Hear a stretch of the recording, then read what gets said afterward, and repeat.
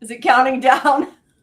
I am Jamie. Welcome to Sci-Fi Vision. We once again thought we were live and talked for a few minutes and then realized we weren't. So apologies if you were here. Sorry, we didn't say anything important. Yeah, I know. I think it's because you guys keep adding Twitter and like there's no Twitter. Like I don't have the possibility to stream on Twitter, and it keeps screwing up the live, I think. But anyway, welcome guys. Thanks for coming. If you haven't, please like Sci-Fi Vision on YouTube and subscribe to the channel and check out all our other videos. And like I said, that I'll repeat, on March 27th at 7 p.m. Eastern, we have a special Yellow Jackets guest, Vanessa Prasad, who plays Jen. And of course, our Saturday show this week is at 10 p.m. Eastern, and it's for Severance. Well, this will be the last week since it's a finale, but we'll also be joined by Mark Geller at the beginning of the show, who plays Kier, for a bit before we go into our deep dive. And then, of course, Sunday is the Yellow Jacket show. And of course, we have watch parties for the two shows before the live streams, which you can find on our Discord. So please make sure if you haven't joined Discord, you do. The links in the chat, because it's also the best way to find our schedule and everything else. And we also drop or have a watch party for Yellow Jackets when it drops to at midnight on Thursday. So Thursday night. So thank you. And now that I've repeated it, we can start talking about other stuff. We have 4 shows tonight: Wheel of Time, Reacher, Daredevil, Born Again. I keep saying Reborn. I don't know why. 9 Bodies in a Mexican Morgue. Yeah, so I've got a lot to talk about tonight. I always say Reborn also, and I sometimes type in Reborn, but like Google is so smart, or AI, or Elon Musk, who's ever watching me, like, automatically pulls up the right show for me. Yeah, we figure it out. It goes there. Yeah, I think we even put it in the wrong order on there, but oh well. It's all right. So good to be back. Time. Yeah, it's good to be back. Good to have a full slate, as you were saying. Yep. And what would you guys like to talk about? As I said, I think we should probably start with Wheel of Time. And if you guys are, waiting for a certain show, just let us know. We'll probably do, I assume, Reacher and 9 Bodies when we're done with Wheel of Time quickly, so we can get to Daredevil, unless you guys have an issue with that. So we're the same as we are each week, in case people want to skip something. Want to skip some parts of it? Yeah, but, not every show. Right. If you do want to hear about Daredevil, though, it is, of course, from last week, because we don't cover the one that's tonight because, people haven't had it was just on an hour ago. Yeah, it was just on an hour ago. So technically, Daredevil's from last week. But anyway. But thank you, everybody, for joining us. Hi, Justin. I see you're in the chat already. Welcome. All right, guys. Well, right. Let's get started, I guess. A lot of shit went down in that first episode. Yeah, 18-minute cold open. Holy crap. Yeah, that was really something. And you guys I told you this a couple weeks ago when I had seen like an extended promo after I was watching Reacher. That was the scene that they played. Maybe not the whole, like up until they run out into the street. It was pretty, and I was like, oh my God, is that the first whatever? So some people had seen it. I know you guys hadn't. It was really something, huh? Yeah, I want to know how many millions of dollars that fight cost. That's what I was thinking. It's all good. It's on Prime. Jeff Bezos has got the I hate when I can't see where a notification came from. Okay, I found it. Just me. I was going to say, whoever notified me, I can put in Discord when we're ready to move on to the different shows, so you know. Oh, that's a good idea. That's a good idea. Some people have not seen them all. So it opens with almost like a red wedding-y kind of a thing going on, right? One way to put it. Yeah, pretty much everybody who isn't a main character is dead by the end of it, right? Yeah, well, at the tower at least, right? Like there's a huge like assault on the Emerald on the Sisterhood, really, right? Like it's and like it's like I don't know. What did you guys? I watched the whole first 3 episodes. I know you guys didn't, so you guys talk a little bit first. I saw 1.5 episodes. I Okay. did not finish the second one, but I know we've at times had problems with this show because sometimes it's a bit slow. I definitely did not feel like it was slow this time, especially after that big fight. I liked, although I may mix in some of the second episode because I did watch them together. So I apologize if AJ, I don't want to accidentally spoil you. Yeah, no, I haven't. No, I know. Was the Arch thing yet? Was that in episode 1? Well, it's funny because I didn't even know. I might have tried attempting it sooner. I just found out last night when Karen said something that there was even 3 episodes. Okay. Well, the whole thing, I believe actually that is at the end of the episode, I think. Isn't the end of the episode when everybody gets attacked again, or they think they do? Kind of. Basically, it's short. Okay. Yeah, shortly after the attack. Then that is in this one. I kind of like how they did the little to get everybody away. I can't say that I didn't see it coming. I mean, they kind of told what they were doing ahead of time, but I like that whole scene as well. And I like that now. I'm so bad at remembering their names. Gwen, what's your name? Not Gwen. Is that right? See, this is how much I remember. Egwene? Who are you talking? Like, what do you? Okay, so this. Yeah, Egwene. I'm calling her Gwen. One of them calls her Gwen, don't they? Because for some reason I keep thinking Gwen. They say Egwene. Okay. I mean, so this episode really focused on, we have the main 5, right? And and actually that's not the main 5. That's Which just is funny. That's not a picture of the main 5. That's just 5 people. 4 different cast photos. I was just going to say, I like that she got her ring, was what I was going to say, that they kind of, sped through that. There you go. That has all 4 of them, all 4 groups together. It shows the 4 groups that split up. Yeah, I didn't know which to put because they're kind of, the main 5 are kind of split up in that picture. Yeah. So it's hard. Yeah. But there's a lot going on. I really like I said, the opening was great, and I want to know how much money they spent on it. That was my main comment as I was watching. I was thinking it was great, and it had to have been really, really expensive though. That I gotta say, that's one of the great things about shows that are on Prime. Prime seems to have the best scenes, like big budget scenes, because apparently they just throw money at shit. I mean, look at I don't watch it, and you guys haven't really seemed to like it that much, but the Power of the Rings, that had a big budget. I mean, The Expanse, once it came over to Prime, was amazing visually. I mean, it was amazing on Sci-Fi, but it really took a step up when it came to Prime. So Prime spares no expense when it comes to making their shows look good. Yeah, and it shows. Yeah. And their audio is better than any other streaming service. Yeah, I mean, so sometimes I feel like they have a lot of. They did not in this episode, but sometimes I feel like Amazon runs a lot of ads in some of their shows, particularly. So I went back and watched a chunk of season 2 in prep for season 3, and season 2 felt like, okay, it's already aired. It's like, and it was kind of loaded up with more ads. With more ads, I felt like I didn't really notice them that much. Maybe because after the first 15 minutes, I was so totally exhausted from the first 15 minutes that I had to take a break by watching an advertisement for a minute. I don't know. I just know it took a lot longer than an hour because I didn't get anywhere near where I intended to get them both done without. I didn't think. Yeah, about the first episode was a little over an hour. Yeah. Yeah, but yeah, I mean, pretty. So good I mean, I tell you, it's the whole thing is crazy because I mean, you got the 5 friends and they've all got their own shit going on, but they all, we saw them band together at the end of last season. They've been hanging out together for a while now. They have the protectors with them. They got the new princess girl. She's like 0.5, so we'll call her 5.5. Even though she's going back to the tower. But I'll tell you, is Elena, I think, right? Strawberry blonde hair, I think. Yeah, I can't remember her name. Here she is. This shot is from episode 2, Jamie, right? But no, that's the first episode because Egwene says the only way she's going back that she's leaving with the ring is if she'll go back to the tower, but she's doing the trials immediately.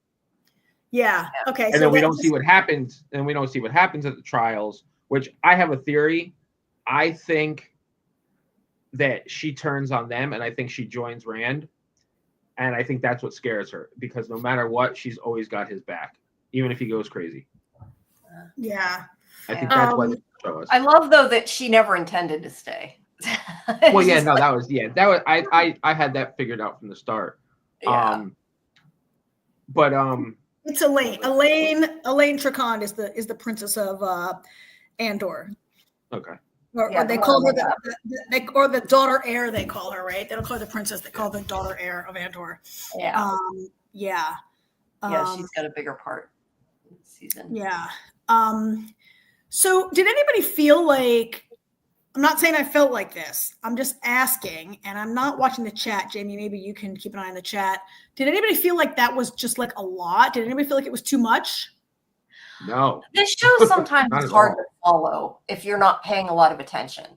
I'm not saying like I was paying attention, so I got it. But like if you quit paying attention, I do tend to sometimes rewind, because like I scroll social media or something, and I do that with a lot of things without meaning to. Like I'll get distracted, and it's like you can't really do that with this show, because there is a lot, and there is such a big ensemble cast for that matter too, that you really have to be paying attention. But I don't know that I felt it was a lot. I liked it. It moved quick. That's why I said I did not feel bored. That's for sure. But yeah, there is a lot. And like, I'll be honest, I don't remember probably 80% of the backstory, or not the backstory of the first 2 seasons. I mean, like that's why Karen, I really struggled to try to remember it. And I know Karen goes back and watches the finale. That's why she always watches the finale of the previous season. Yeah, I don't have time to do that. So I just hope that it makes sense. And it made sense. I just, as I went, I kind of started to be like, oh yeah, I forgot about that type of thing. Yeah, I mean, that is one thing that I've noticed that happens if there's, it kind of comes back to you pretty quick. I got to say, it's the first season and a half, we were like, why are we still watching this? Rand is so stupid. He's such an idiot. These characters are not, and then halfway through season 2, it started getting better and better. And then the finale nailed it. This opener nailed it. And I don't internet much, but I was just curious, and I saw a lot of stuff from a lot of the book readers saying, see, we told you it picks up eventually, because book readers agree. Like the first book in the series is slow as molasses also, apparently. Yeah, but it's also a very, very dense book series to begin with. I mean, there's a lot of shit they're trying to put together. Yeah. So I was going to look before the podcast tonight, but I forgot. I didn't get around to it. I'm curious where in the books we are compared to the show, because there's 14 books. I think there's 15 books. Oh, is there 15 now? We're not getting 15 seasons. So I'm curious what I don't think where we're sitting at.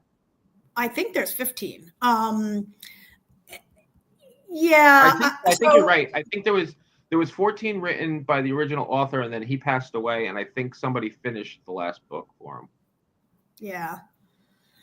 By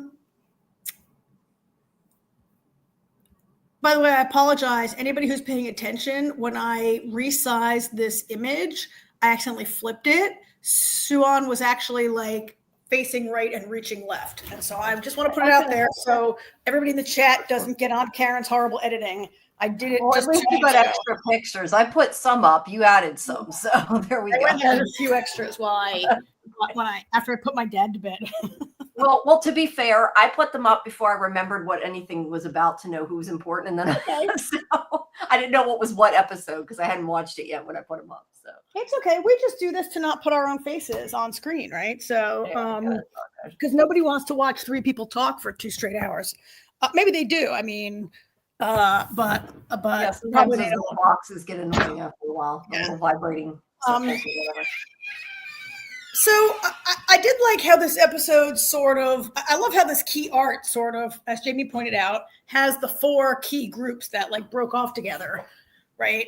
Sort of by the end of the episode or as they will, we've got like, I guess they're not all broken off together yet, but we have like, it sort of set up that, I mean, we knew they couldn't all stay together, right? Like, it wouldn't be show if the 5 of them just didn't like get separated. It's such a huge cast. That's why sometimes there's so much going on. It's huge ensemble. Mm-hmm. I mean, the last group is, I think, like all villains, but still.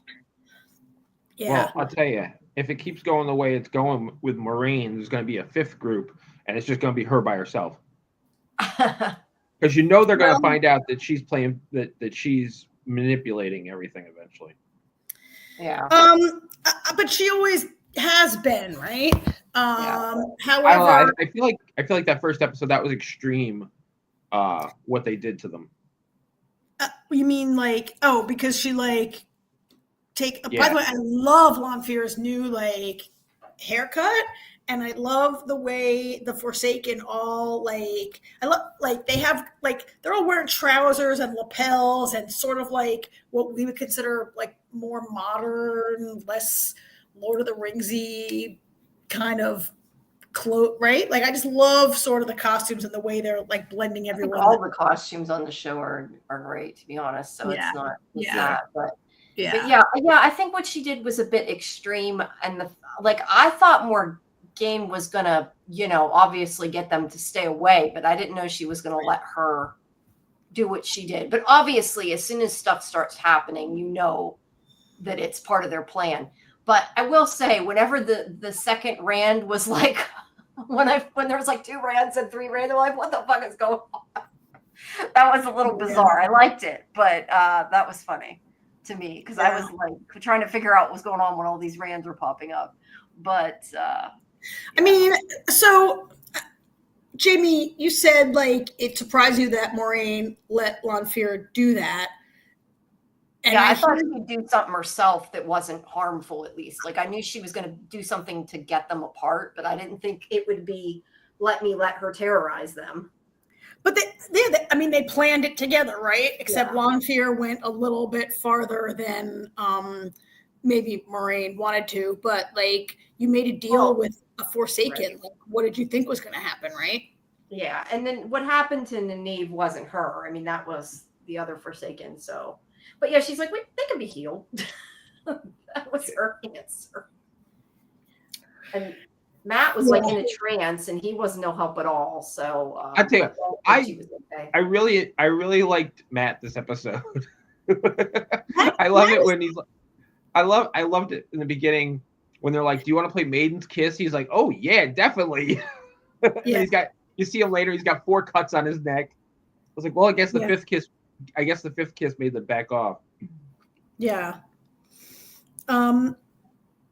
I mean, I also appreciate that they kind of split them up in this episode, because like the people who support Rand are multiplying, or they did throughout the end of last season, right? And like originally in season 1, it was the 5 from the 2 rivers who like set out together, right?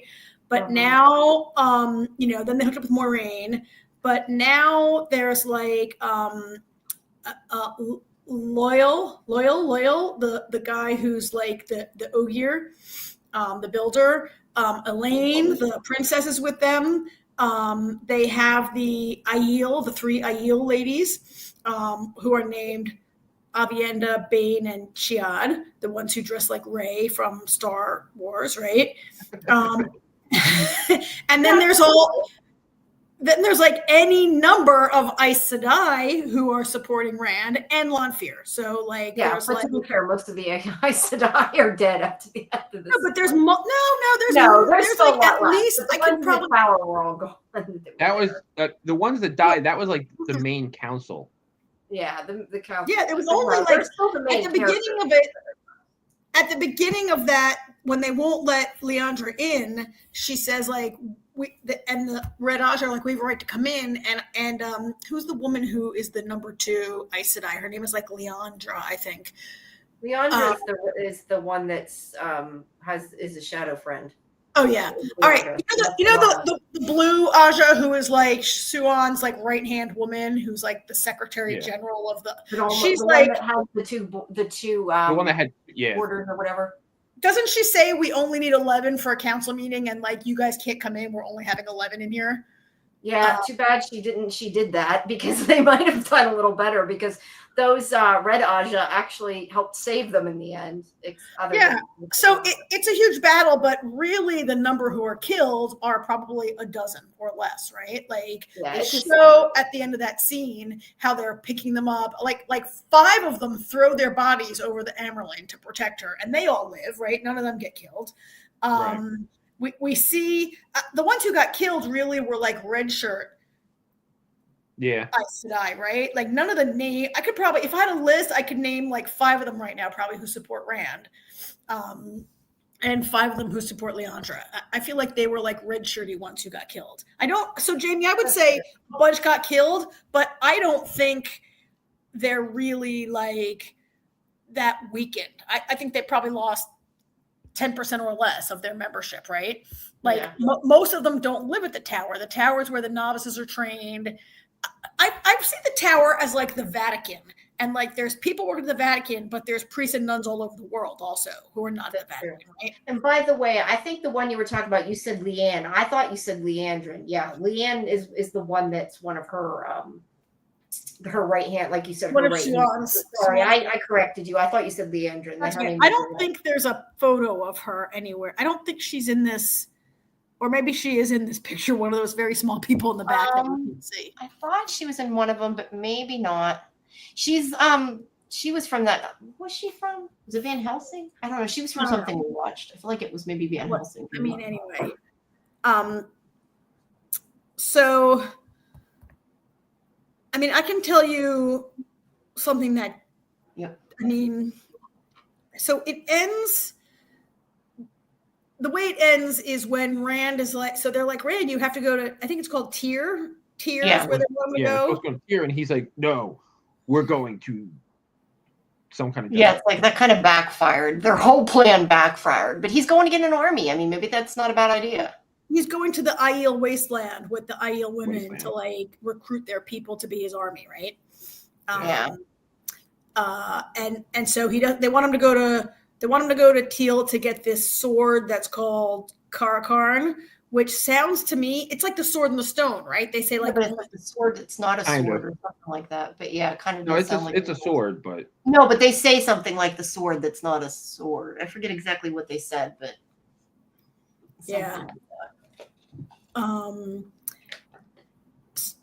So I mean, there's a bunch of other stuff I think that happens in this episode that I'm not really sure. Well, go ahead, AJ.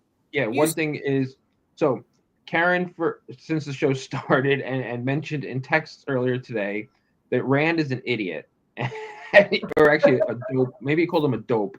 A dope. He's never. My response was he's always been that. This guy is never going to be able to save the world, and I agree that he's not going to be the one to save the world. I still think it's gonna be that even though he's the quote unquote dragon, I think there's more to it than anybody realizes, and it's not just one person that it's going to take.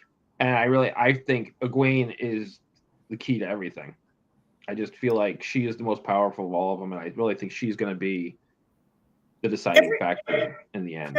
Every time Rand like has an idea, I think of there's a scene near the end of season 2 where the Amerlin, somewhere in season 2 where the Amerlin says, "All right, he's really the dragon. I got to meet him now, Moraine. Sorry, right?" And Rand speaks to the Amerlin, and she said at one point she goes, "We'd be so much better off if you were a girl." and every time Rand like makes a plan, I'm like, "Oh my God, we'd be so much better off if you were a girl, or really anybody else except for you, Rand," because he's.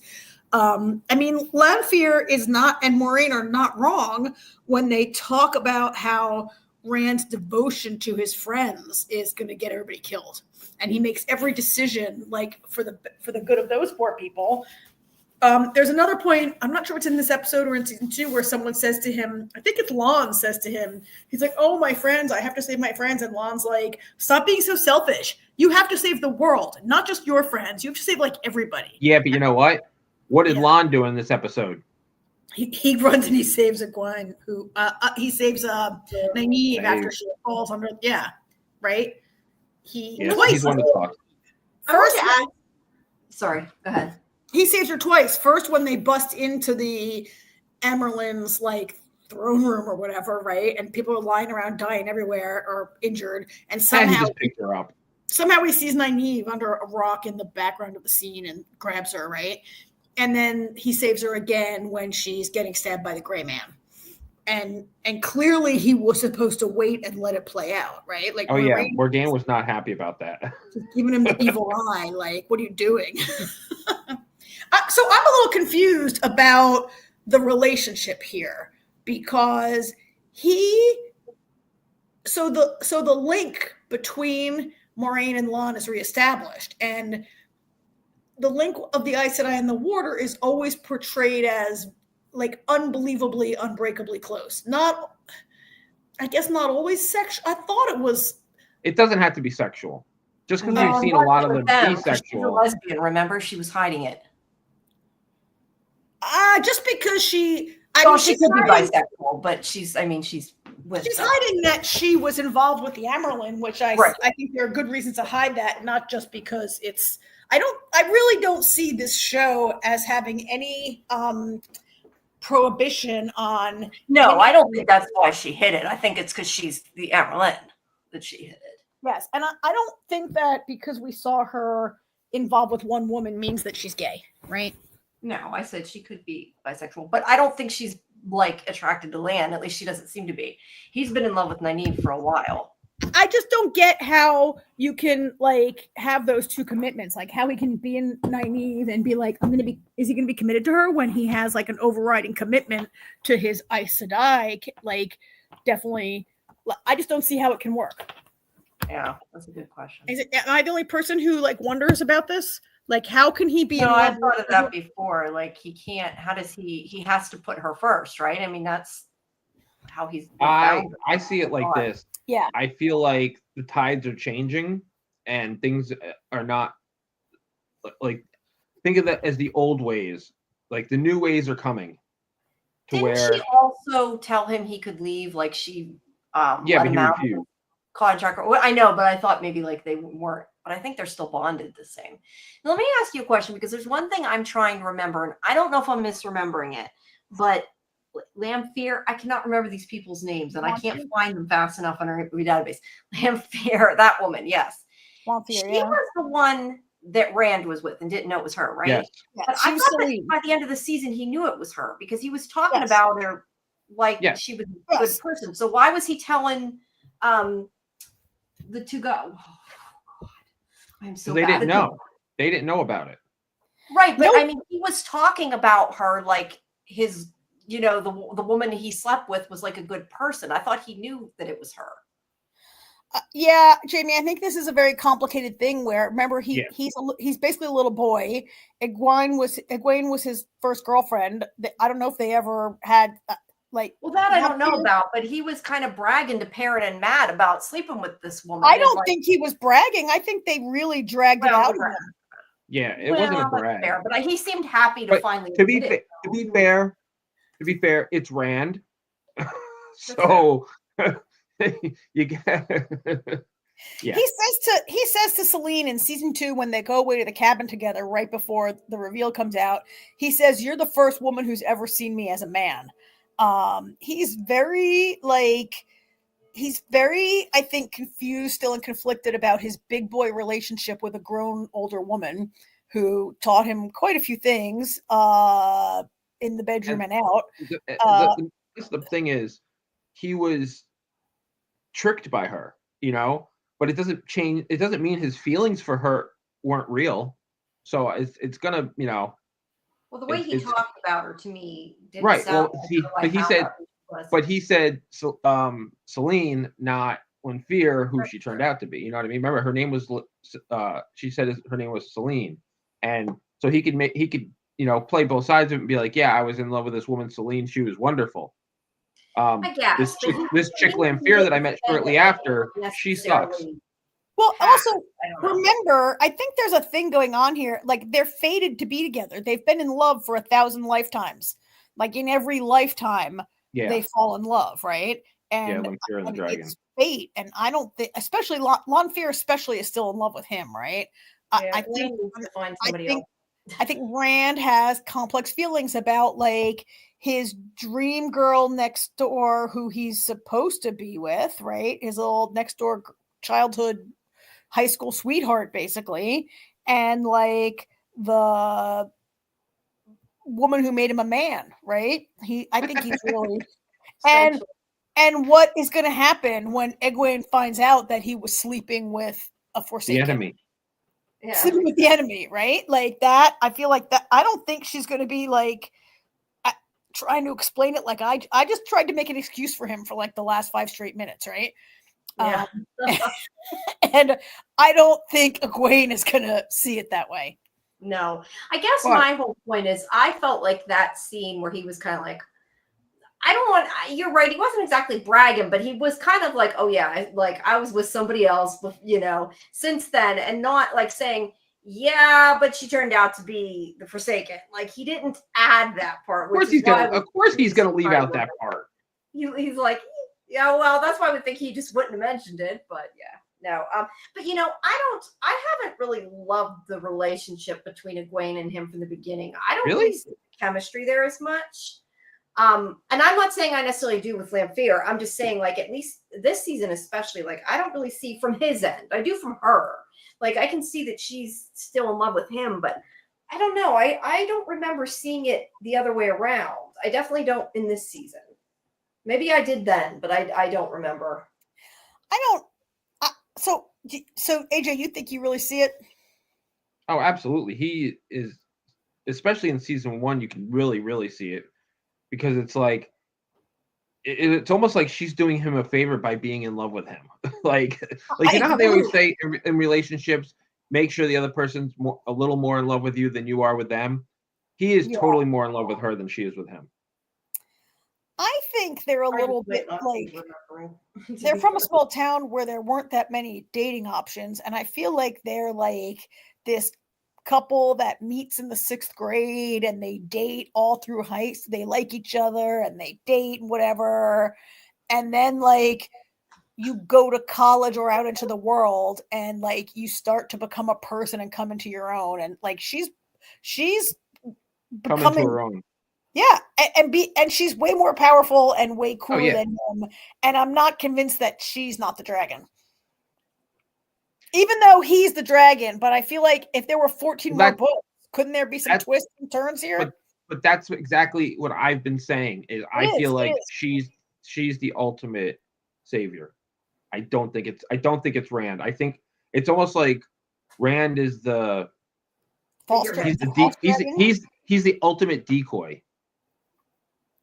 Well, there's that guy from season 1 who was in the cage who they keep calling the false dragon, right? He proclaimed himself the dragon, but he wasn't. He was a false dragon. I mean, Rand could be a false dragon, right? I mean, I do still really like AJ's theory, and Jamie, you, I think, have subscribed to this theory also that the 5 of them together are the dragon, and maybe that's why. We've all kind of said that. Yeah, I don't think it's just him either. Otherwise, they picked a really sappy leader to be the...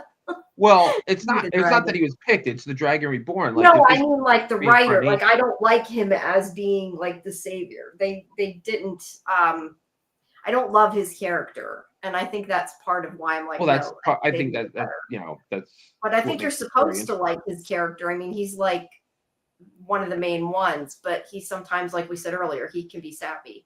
So we need David from the From Chats to talk about the hero's journey and the archetype of the hero, because like Rand is on the hero's journey, but maybe a lot of people here are on the hero's journey, right? Like Nynaeve, Matt. I mean, Matt is like he went from like loser to hero at the end of last season. Now he's kind of like back to loser, like bragging about his horn and whatever. And like, he has a lot of growing to do yet. Right. Yeah. Nynaeve still can't channel. They're all on sort of like a hero's journey here. Well, I mean, Matt's the comic relief. So yeah, every now and then he does something smart and good. You guys, episode 1, in this episode, where's my picture that I wanted to show here? Not this one. Remind me, does this happen in this episode, or is this the second episode? I think that's the second episode. Okay. Is that? Yeah, baby, it is. Shoryag Dashlu coming in episode 2. Nice. Yeah, love her. So this lady on the left is the queen, and she has a couple of sons, and Jamie and I, there are some scenes where Matt demonstrates some complexity coming in episode 2, Jamie, right? Like, I don't really want to talk. I'm not sure. I was only like halfway through the episode. All right. I mean, nothing happened to Matt yet, really. We'll see that conversation next week. I mean, there's more to Matt, right? I mean, there has to be. Matt. Oh yeah, absolutely. Yeah. He can't just. Well, that's crazy. That's why he goes with Nynaeve, because that conversation that they have. I mean, basically, she's his shrink, and he needs it. Yeah. He tries to. I feel like he's having memories of his past lives, like when. He absolutely is. Right. I wasn't sure how much of that was like, if some of that was what Lamphere was doing. I wasn't 100% sure with the card. No, because he says it's happening all the time. Okay, so the whole like hallucination he had then wasn't from her. The hallucination was part of the hallucination was Lamphere.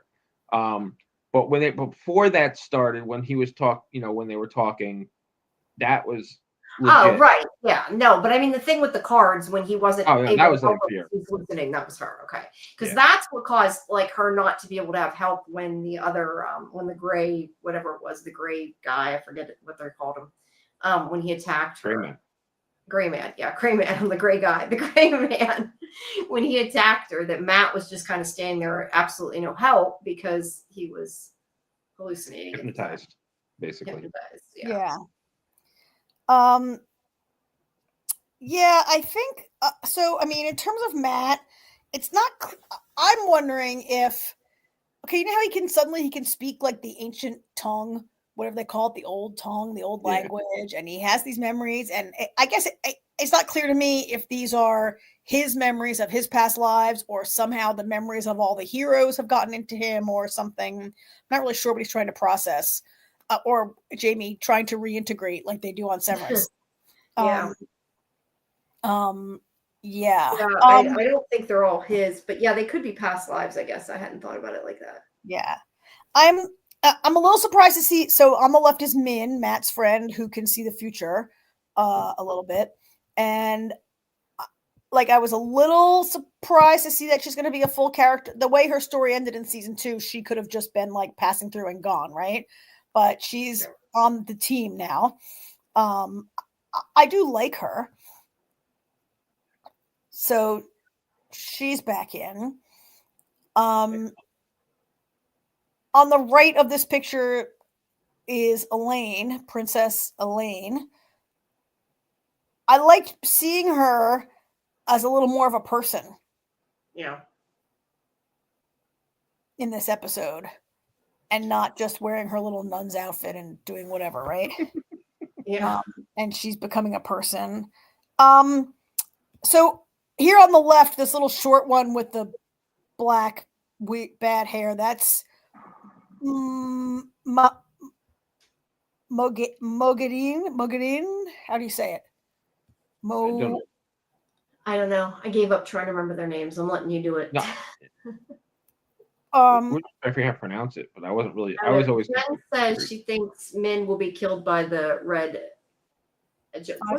What? Yeah, I think it auto-corrected it, or either that, or I'm just saying it wrong. But yeah, the red Ajade. Ajade, is that the people who are in the red Aja? Yeah. So, Jen, I like it. I mean, I think they need to kill like a third of these people, right? There's just so many people. Too many, yeah. Even the main characters we could do for some of them being, not the main 5, but I mean some of the more main characters. Min is like, I mean, yeah, Min. Although I kind of feel like her power is helpful, like story-wise, Yeah, we can use that. I guess, yeah, you can, but the thing about her power is that she can't control it, right? Like, she gets a vision, she doesn't get a vision, she can't do it on command, she can't tell you what it means, she can't tell you if the vision is like that you're going to die next week or next year or in 10 years, right? Like she can't really. I don't know if there's a possibility that she could work on this gift and learn how to enhance it or control it. Maybe that really is nothing anybody's ever, like, she was so focused on getting rid of it and it being a curse to her, and like that's how she got involved with Ishamel in the first place, right? That he offered to take it away from her. Seems like she I don't really want her to be killed, but I think people need to be killed. Min can't give a timeline. She's just like, oh, I saw you stab Rand, or I saw like It could be 10 years from now. It's not really helpful. Yeah, it's not. Having a prophecy is helpful. We just need more, I guess.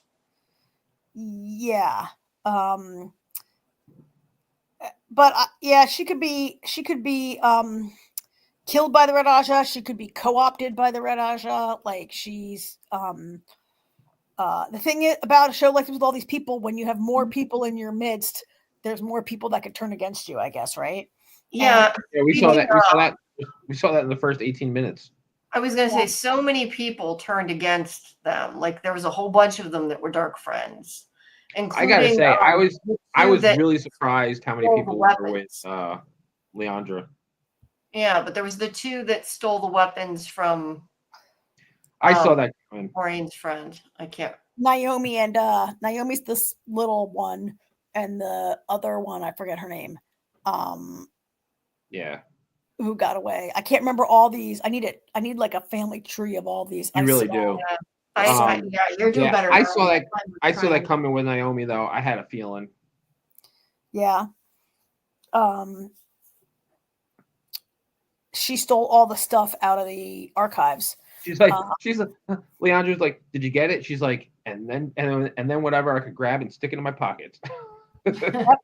Yeah, I like that character though. I didn't want her to be bad. I couldn't remember if she was bad before or not, but I didn't want her to be bad. Nope. Something else I watched. How do you like Leandra's new look with that giant hair? Yeah. Leandra? Isn't it Leandra? Yeah, Leandrin, I think. Leandrin. She let her hair down. I forgot. She always had it back really tight, didn't she? Yeah, she always had it like really tight up and like braided. I had forgotten that until you mentioned it, to be honest. But yeah, it kind of shows she's unraveling a bit, so I think it works. Mm-hmm. Yeah, I like it. I guess it was always. I'm like, wow, her hair's huge. I guess it was always really bound up, and now she's like free to like be evil. Yeah. Yeah. Quite a lot of them were, apparently. Yeah. We had a lot of. I want to ask you guys one more thing. We had a lot of like. So Egwene is having like flashbacks to being held captive by the Shanshan, right? Right. Shanshan. And she did say, like, every time Rand touches me, I have a flashback. I see her. She says, I see her. Yeah. She said. I guess why does Rand's touch bring that up? I kind of was wondering that, why you thought that was that sort of seems to give her the flashback. Well, he might be the only person who's touching her. Like, that's true. No, that's true. Right? Like, people don't put their hands on your face and your neck and shit in daily conversation, right? Yeah. That's one way to put it. But I guess I was wondering, is Lanfear doing it? But Lanfear can only come in your sleep, right? Yeah. She can only come in your sleep. So, all right. And so the only thing is, I started to bring up like this little I'm looking up her name. I gotta find her name. What did she say? Like quietly in the corner or something like that. She's always whispering, chanting about herself. And she's like the little, so she's really the main Forsaken that we've seen a lot of in this. Right? She makes like webs, sort of. What'd you think about her like ripping that guy apart? I was like, holy crap! Oh my god, she was really torturing him, right? Yeah, to make him agree to be a gray man. Yeah. so in the book, I think there are 13 Forsaken, right? But I think in the past there was like a ton of them. There's 13 main ones, I think, but I think we only have 8 in the show, right? Or 8 that we've heard of. They've mentioned on the show that there's 13, but we just kind of get sprinkled in here, here and there. It's not like we get hit with all of them at the same time. Yeah, and we had there was a scene, because I've just watched the last season. There's a scene where I think it's when, or maybe it's I forget when it is, but I think Lanfear, she's either talking to a Shamal or she's talking to Moghedin, and Lanfear says something like, well, the twins can't do anything right, and Moghedin is too afraid to do anything. She mentions like 6 of them. I just wonder if we're gonna see. I don't really know. I'm just speculating. Is this one Moghedin? I hope I'm saying it right. Moghedin being like the main antagonist of the season, or will more Forsaken come out of the woodwork and join her? I don't really know. Well, last season we had just the one Forsaken, I feel like, mostly. I mean, she was in last season too, but we had that guy, the one that we had Shamil and Lanfear. Yeah. Lanfear, but yeah. So yeah, I don't know. I mean, they could bring another one in, but I don't think there's going to be a whole bunch of them at once. Yeah. So we haven't seen much.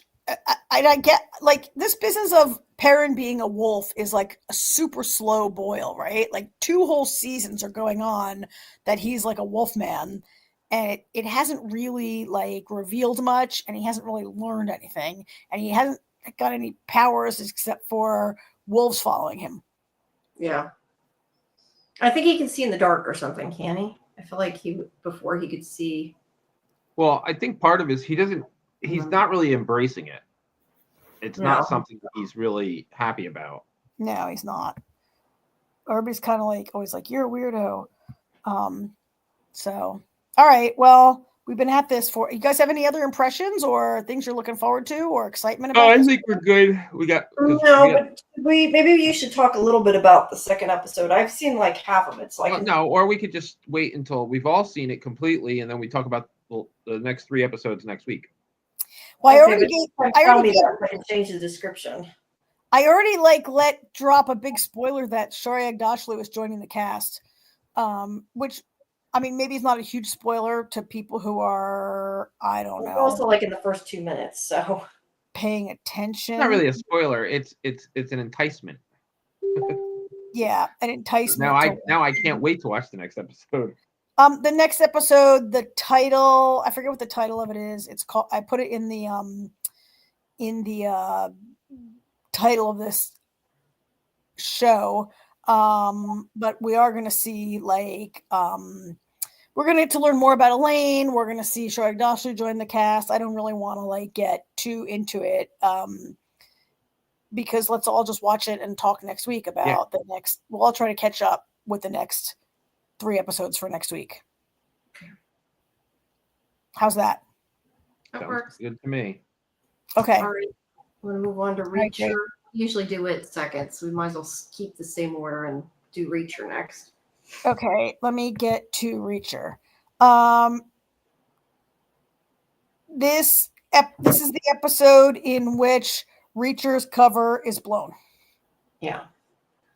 The kid, I'm calling him a kid, he's not really a kid, but the son, Richard, finds out, and he basically is if you want any chance of living, you need to keep it secret, and otherwise I'll kill you anyway. So, but he does like the kid, and he wants to help him. But we find out also in this episode, I think the other thing is that Quinn does not remember him, but he does find out that someone was investigating him. He doesn't know why. And he ends up going after the one soldier that Reacher had been working with and I'll never remember his name. No, so. I think Quinn says if DEA's in this house, you guys need to find out who's like investigating us, right? Yeah. And he finds what happens is he finds out that someone from the such and such division was looking into him. Oh, wait, you're talking about the other thing first. They find out that the maid was DEA. Well, that happened in the previous episode. Oh, that right? was in the previous one. Okay. Yeah. So they had her killed, and then but he finds out that somebody from the other division was looking into him and had tracked that license plate. Quinn is like, find out who was tracking us, who was looking into us, and he finds out that it's a soldier from the such and such division was looking into investigative division, and Beck says, "Wow, Reacher was in the such and such division." Yeah, it was something investigative. You're right. It's it's the 10th investigative division or whatever it's called. Whatever Reacher's group was in the army. It like they finally put two and two together. It happens. Like Quinn has gone ahead to like torture this poor guy to try to get information out of him, and he also sends guys to kill Neely. Which does not go well. Well, in her like office, I guess. It was. Yeah, I was not sure where her place. Like at first I thought it was her house, and then I thought it was her office, and then she was eating cereal and there was a refrigerator, but my office has a refrigerator, so yeah, I know. But Neely sees him through the glass, so she's able to be prepared and defend herself. And all this is going on until finally Beck realizes and says, oh, Reacher was in that division, and he tells Quinn, and so now Reacher's cover is blown. But yeah, Jamie, to your point, Quinn definitely doesn't he legit has amnesia, right? He really doesn't recognize Reacher. Right, because he shakes his hand and everything. Because at first he's like, thinks he's good at what he's doing because he's so mad at Beck. He's like, get him out of here. And he's telling Reacher to take care of stuff. And he doesn't know until after. But he's trying, he gets led there really that it's Reacher. He only finds out because of what Beck says. And I think he really doesn't recognize Reacher. No, I don't think he does either. And one reason I think that is because no matter how cool a cucumber you are and able to like maintain your composure, like wouldn't you be like murder you and you? Oh my God, that guy shot me in the head and pushed me off a cliff, right? Like, yeah, you'd have some kind of reaction. Yeah. But we find out that he owes money to the Russian mob, and that's why he's like running guns, because he's trying to get the money for them.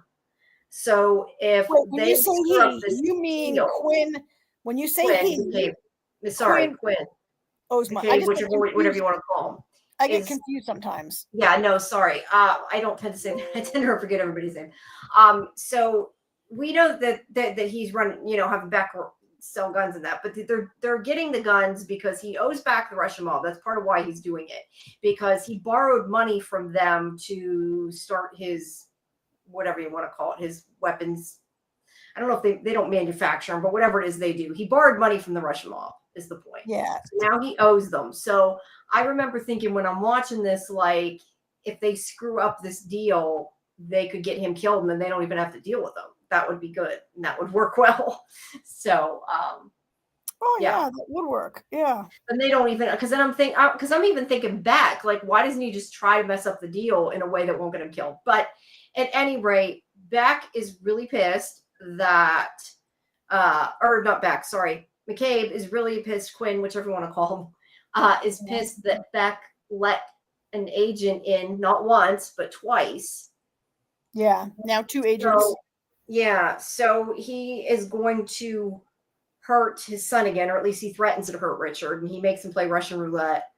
And then he ends up, is that in this episode? I don't want to say too far. Yeah, that's in this episode. Okay. Yes, yeah. Russian roulette. And, he makes it sound like he's going to take Richard's other ear, but he does. takes his instead. And because he does love his son. He's like, I'll do anything, don't hurt him. Because I guess it sounds like in the book they do, and that's why that reference was made with what's his name? The big guy. Paulie. Wait, in the book, Paulie. they chop off his other ear? No, in the book, from what I read in one of the recaps I read, it sounds like in the book they rape him, and that's why he made that. I guess. Now I don't know. I'm just going by what I got out of that person's recap and what it said about the book. I didn't reid the book, so I don't know. But it says, "You're lucky I don't tell Paulie to bend your son right over." Yeah, so I guess that's from the book. They do more to him, but he leaves his son alone. Other than he makes him play Russian roulette. I mean, he does do that, which is not good. But he ends up okay. He does also. I like how Richard did try to point the gun at Quinn. I mean, he got some balls there for a bit. It wouldn't do any good. I mean, Quinn was right. You shoot me, he's just going to shoot your dad. Like, you don't have a choice, which is what he was saying. Like, your father. Well, except you'd be alive, right? Like, yeah, I know. Part of me was thinking, just shoot him anyway. But the problem is that he didn't know if it was the bullet, so like he would have to pull the trigger a couple times potentially before it would shoot him. Oh, okay. And then he would have been dead. Yeah, but he at least wanted to. And then the other thing is, I felt a little bit, excuse me, Jamie, about the scene that, first of all, I had already seen a person forced to play Russian roulette right. And this is only, I'm like, oh, wait, we're seeing this again. Do we have any more original ideas, or is everybody's going to keep playing Russian roulette? I guess now we know where Beck got it from when he made Reacher do it, right? Yeah, and I think I'm assuming that that's how his son's ear got blown off. That was what I got out of it. I thought they cut it off and sent it to his father when he wouldn't give the ransom. Oh, that's right. They did say they cut it off. Okay, never mind. I was thinking he blew it off, but you're right. I also thought the Russian roulette scene was, in this scene with Richard, was there to show that Quinn is a psycho. But I already know Quinn is a psycho. Like, I don't know that I needed it all. Yeah, we didn't need it. But the point was he was threatening his kid instead of him, which, like, he should have just threatened Beck in the first place. But so yeah, and I don't know. Do they say about the party here in this episode? Party? What party? The party? Not yet. Okay, that's not going to spoil anything. Me saying that. I just didn't know how far it went. Okay. So. Yeah, he threatens his kid and he's like, I'll do anything, just don't hurt him again. Yeah. And he does in the end let him go. Now, if he had shot himself, he wouldn't let him go, but the gun didn't end up shooting him. So instead he cuts his dad's ear off. Yeah, I mean, I guess these are Quinn's go-to techniques, and that's fine. They're his,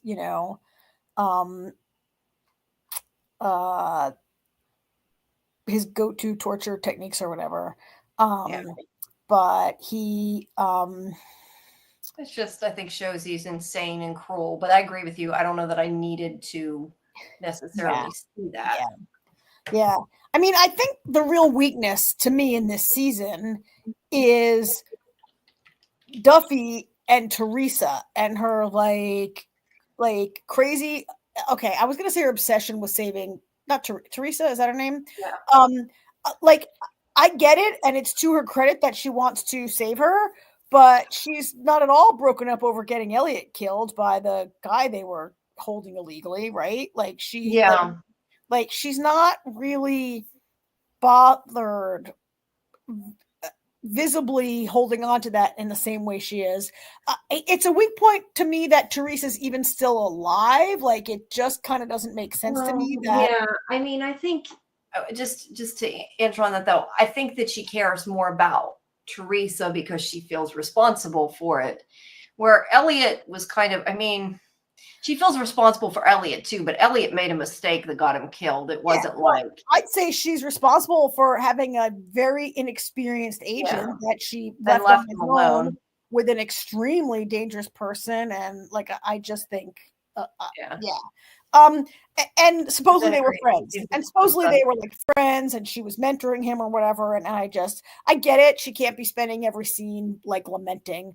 I think it's a weak point that Quinn. She's still worried about him, yeah. No, I think it's a weak spot that Teresa's even alive. Like, that Quinn says he's keeping her alive because the client has a thing for redheads. And I just think that he's like an international weapons dealer. And he's dealing with guy I mean, not getting dealing with the Russian, like, I mean, I guess they have access to women. I mean, I guess, I don't know. I guess it is to show. It's to sweeten the deal, I guess. Well, we're going to sell you guns, and meanwhile, you can have sex with this girl. We're going to traffic this woman as a well, yeah, that too. But right? either way, he's giving it to her to them as a gift. I mean, maybe that's in there to show, to like keep emphasizing how depraved Quinn is. Like, he's a totally depraved, right? He's like, oh, I'm going to sell you all these dangerous weapons and make all this money, and then I'm going to like give you a sex slave for free. Right? Yeah. It's like to show like that he's like the worst of the worst. But it's a little, I mean, I don't know. Teresa gets with Jen. Is she the last redhead? Like, why could he? Was it so important that they get her? That was funny. Yeah, right. Can't they they find any other redheads in their human trafficking? I think the idea kind of was, or at least how I took it, the idea kind of was they had, already had this girl held hostage and they were going to kill her. And since they found out he liked her, the redheads were like, well, we'll just keep her around for him, which is still a weak point. I'm not saying it's not, but I think. I mean, she's not just any redhead. Isn't she a huge liability because she infiltrated their like operation and was a police informant? It just how they killed that DEA agent like instantly. It doesn't make sense that they kept her alive at all. Yeah, like she's like Jen's like right. She's obsessed with Teresa. Like she's really like it's a lot. She barely cared Elliot was dead. She called and lied to his father, and then was like, which she had to, and then she's like, let's just get But she's really kind of obsessed with Teresa, and to me, it's just a weak part of the story. Like it doesn't balance with the complete like evil that's going on like over here with Quinn and like his, like right? And I feel like we already know that Reacher's invested in getting Quinn. I feel like she would have stayed invested just because she wouldn't want Quinn to get away, knowing how evil he is. Like, I don't think that girl had to still be alive to make the story work. I don't know if it's really necessary either way. So, yeah. So, what else? So he's when he's in with where Quinn is, he sees them transfer an address, and that's how they know that she's probably alive. Yeah. Yeah, and Jen, I was just going to bring up Jen's point, and we kind of mentioned this last week too, that that's not the writing of the Reacher we're used to. He kills people left and right in this show, and I do not remember him being like that last season. He like at least attempted not to kill people, and he's just doesn't seem to care about anybody anymore. I mean, he even threatens Richard's life. I don't know whether he would kill Richard or not, but he does threaten him. He's like, if you tell people, I'll kill you. Yeah. So there's that. And then in this episode, this is where they track the dress and they end up at the boat, right? Yes. Yeah. And that guy is on there that, and I seen him in something else, and now I'm never going to remember what it was. But when I seen him, I'm like, oh, that's what he's from. And now I don't remember what it was we were watching that he showed up on, something else. Yeah. The one that was on the boat. I don't know. That guy. I don't have a picture of that guy. The guy who was on the boat, the kind of short guy that was Angel Doll's partner. Yeah. And he's a little, that guy's on the boat. That guy's been on the boat guarding Teresa, right? Right. His name's Brendan Fletcher, but I know him from something we were watching, and I'm like, oh, that's whatever. I don't know who he is really. I know, but it's gonna bug me. Oh, The Last of Us. He was in The Last of Us. I was rewatching The Last of Us, and I'm like, oh, that's why I recognized him. Sorry, that just popped into my head because I noticed you say so. So a couple of things happened in this episode. We kind of skipped over the part where these two kiss, Reacher and Duffy kiss, or really she plants one on him, and then she's like, what did I just do? Which was kind of funny. Yeah, she's like, yep, no, we're not gonna be together. Like she acts like he did it when she did it, which that scene was kind of funny. I told you I figured they were setting him up for a love kiss. I know, and I just don't see it. I don't see that kind of chemistry. Like I see them, they have an amicable working relationship and they understand each other. professionally and they get each other, but I just don't see the attraction that I maybe have seen between him and other leading ladies in previous seasons. I don't know if you see it or you. I guess some, but I mean, like I said before, I don't know that it was necessary to the story. Like, I didn't have to have that, but I think Reacher's like that a lot. Like, I think there's always a woman in the book that he's sleeping with.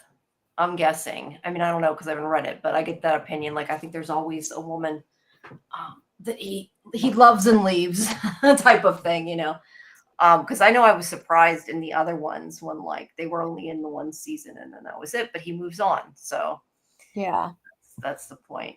And yes, Jen, The Last of Us is coming out next month. We're going to be doing a live stream for it. The other thing that happens, and I do not really have good photos. Well, there were no photos. Amazon does not provide a lot of photos, and I didn't. They don't have per episode like separated. That's the problem. It's hard to figure out. Sometimes they do. Like they just added a bunch of.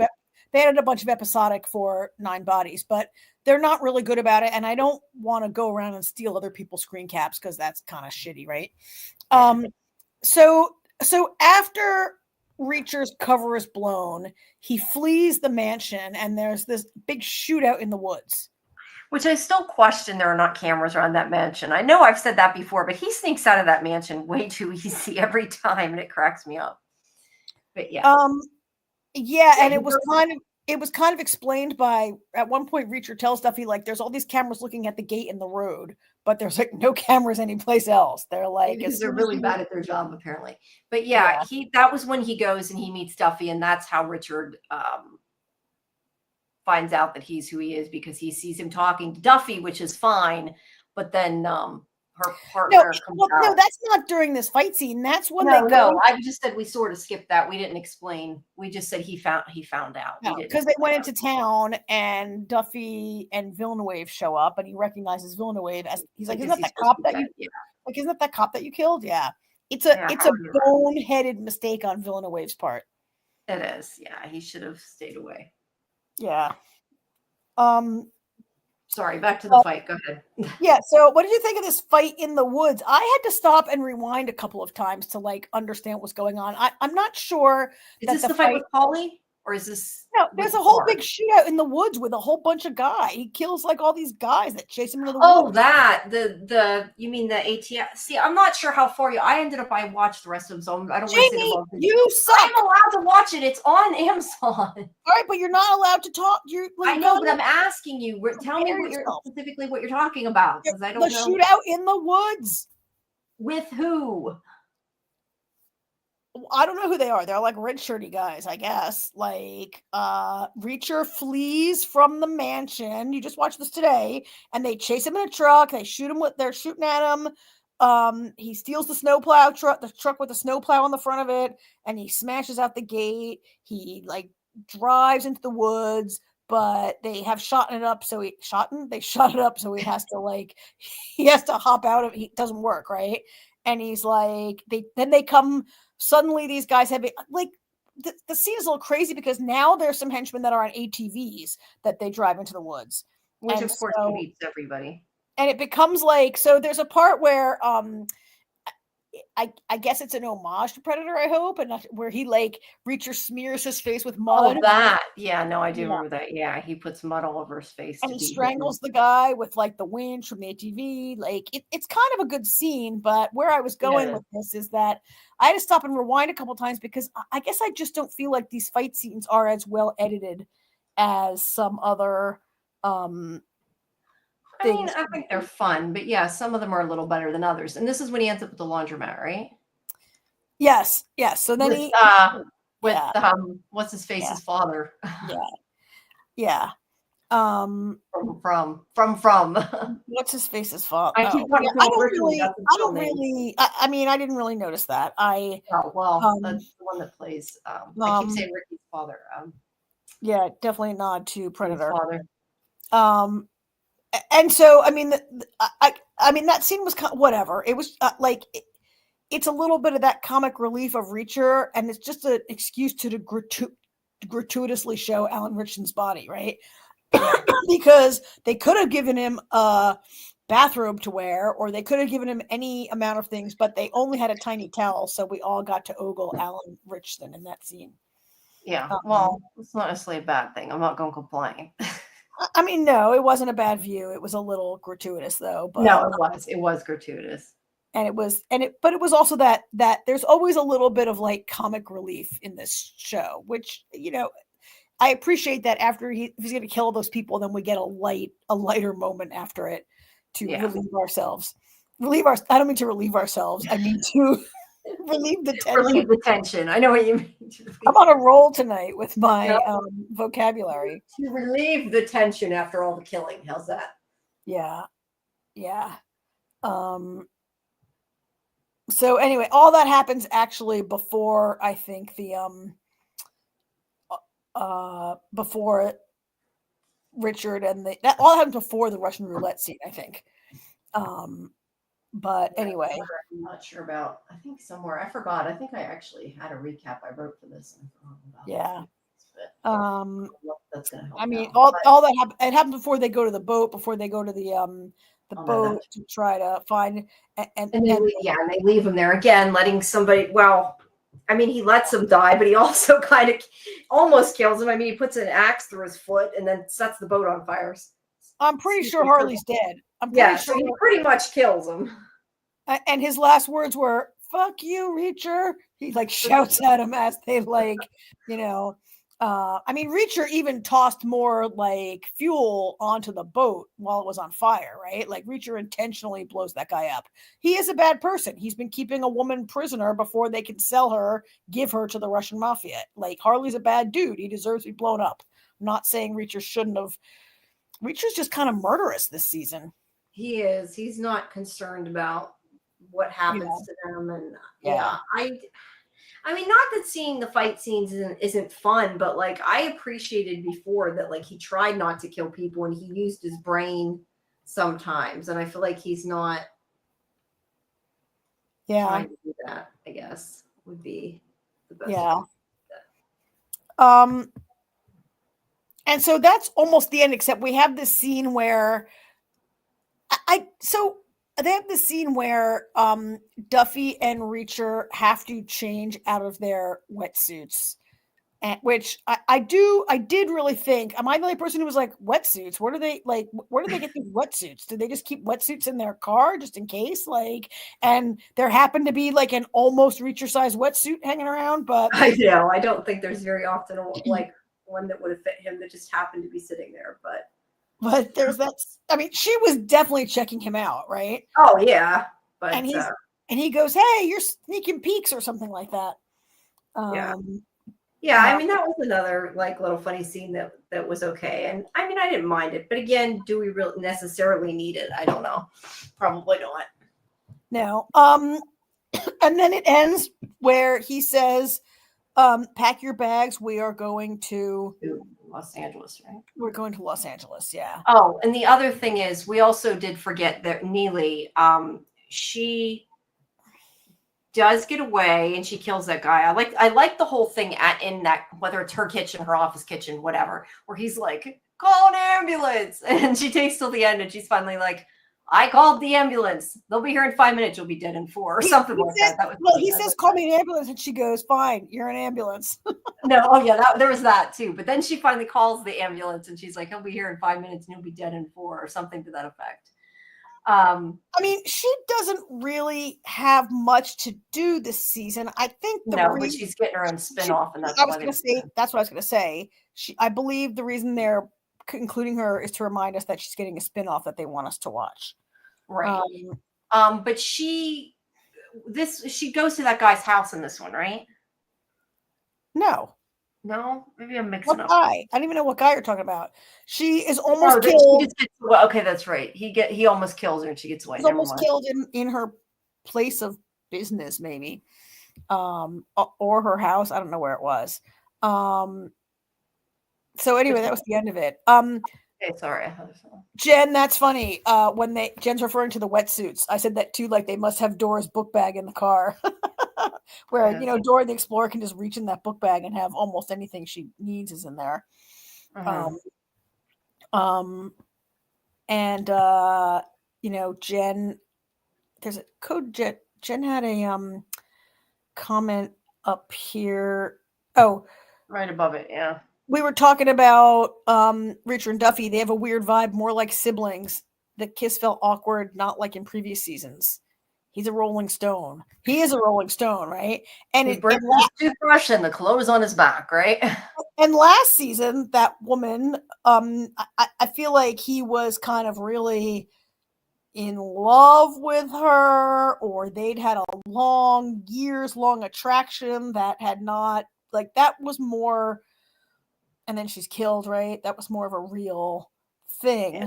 But yeah, he's like a Rolling Stone. Yeah, Jamie, he does kind of have a girl in every season, right? But these two, I'm just not like really seeing it. And I mean, I think Jen's other comment is we talk about how many people Reacher's killing and his sort of vengeful attitude. And, Jen feels like he lost his code and now he's making mistakes. Yeah, I thought he had he doesn't really seem to have much of a code except like bad guys got to be killed. Like Yeah, like I said, I like that he used to try to use his brain to outsmart people more often and not kill them and, talk them into doing whatever and not just shooting everybody. But I mean, his MO in this season has mostly been just lying, like not really like, he has some good plans, right? Like when he's like, let's flip over the car and we'll stop this guy from coming up the road and then we'll shoot him. And let's, yes, but they all involve killing the people. Yeah. This was episode 6. No, 6. It was episode 6. Yeah. So are there 10? No, I think there's 8. There's 8, so there's only 2 left. Yeah. So I don't know why they're going to Los Angeles or what is out there that, because this is all taking place in Maine or Rhode Island, right? Maine? I think New England. so. This is all taking place in New England. Yeah, New England. And now they're going to LA, and maybe they're going to the Russian mafia.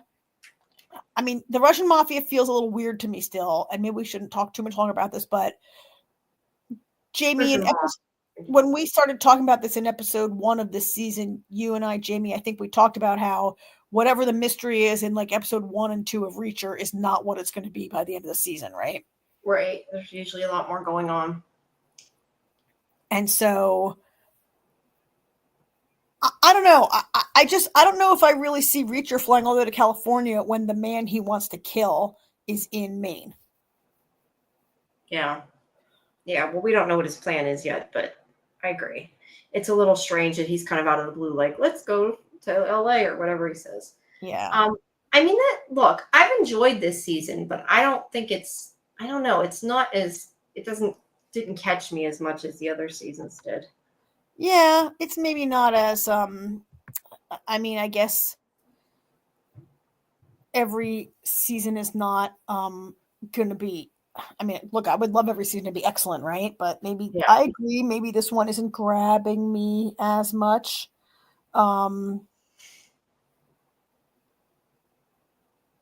Yeah, it's okay. It's good. It's just not, I just like the other ones better. Yeah. But maybe there's 2 more for us to be like, oh, now I really get it. Now I really understand. It was great. So, all right. So maybe we should, it's 11:20. Maybe we should move on to our next, I'm trying to figure out how to hide this comment. I'm not really, there we go. Take it off. There you go. Yeah. So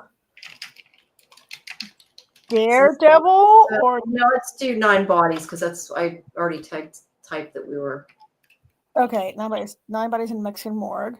Hang on while I have 2 overlays I want to add to the list here while we're talking.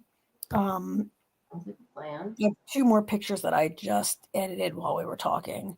No, I have 1. I have 4. We need to coordinate better on the pictures. I'm always like, I don't know which pictures you want. I know. Well, I was in my car for like 4 hours today, so I just couldn't. I felt good. I never know which ones that you think work better. So I didn't. I thought we had one for everybody. Deal with it. So I think I added a group picture. I feel like, but there might. I think you did, and I added this nice new picture of Zach here that I wanted to put in because I wanted to delete some bad pictures of people. So we don't have to look at the exact same picture every week. So this episode, we are down to, okay, this is not all the survive. This episode is called Rapido, and it is the story of Rapido, aka I think Carlos is his real name. Yeah. I think we had found out last. I don't know if it was in this one or the last one that we found out that suitcase was his luchador costume. Yeah. And we had a lot of his backstory as the wrestler. Right? Was that this week or last week? This was his story of him fighting his enemy, the governor, which was kind of a hilarious name for all of us who struggled. Yeah, it was. Walking Dead, right? Yeah. But yeah, we got a whole video, and he was watching the cell phone of the video of him fighting him. This episode was a little surprising to me, Jamie. Okay. Because we had the extended flashback of this one character that we have not gotten before other character deaths. I know it's only episode 3, and already 4 people who's dead. The pilot, the and the stewardess were dead in the first one, and then last week was Travis, right?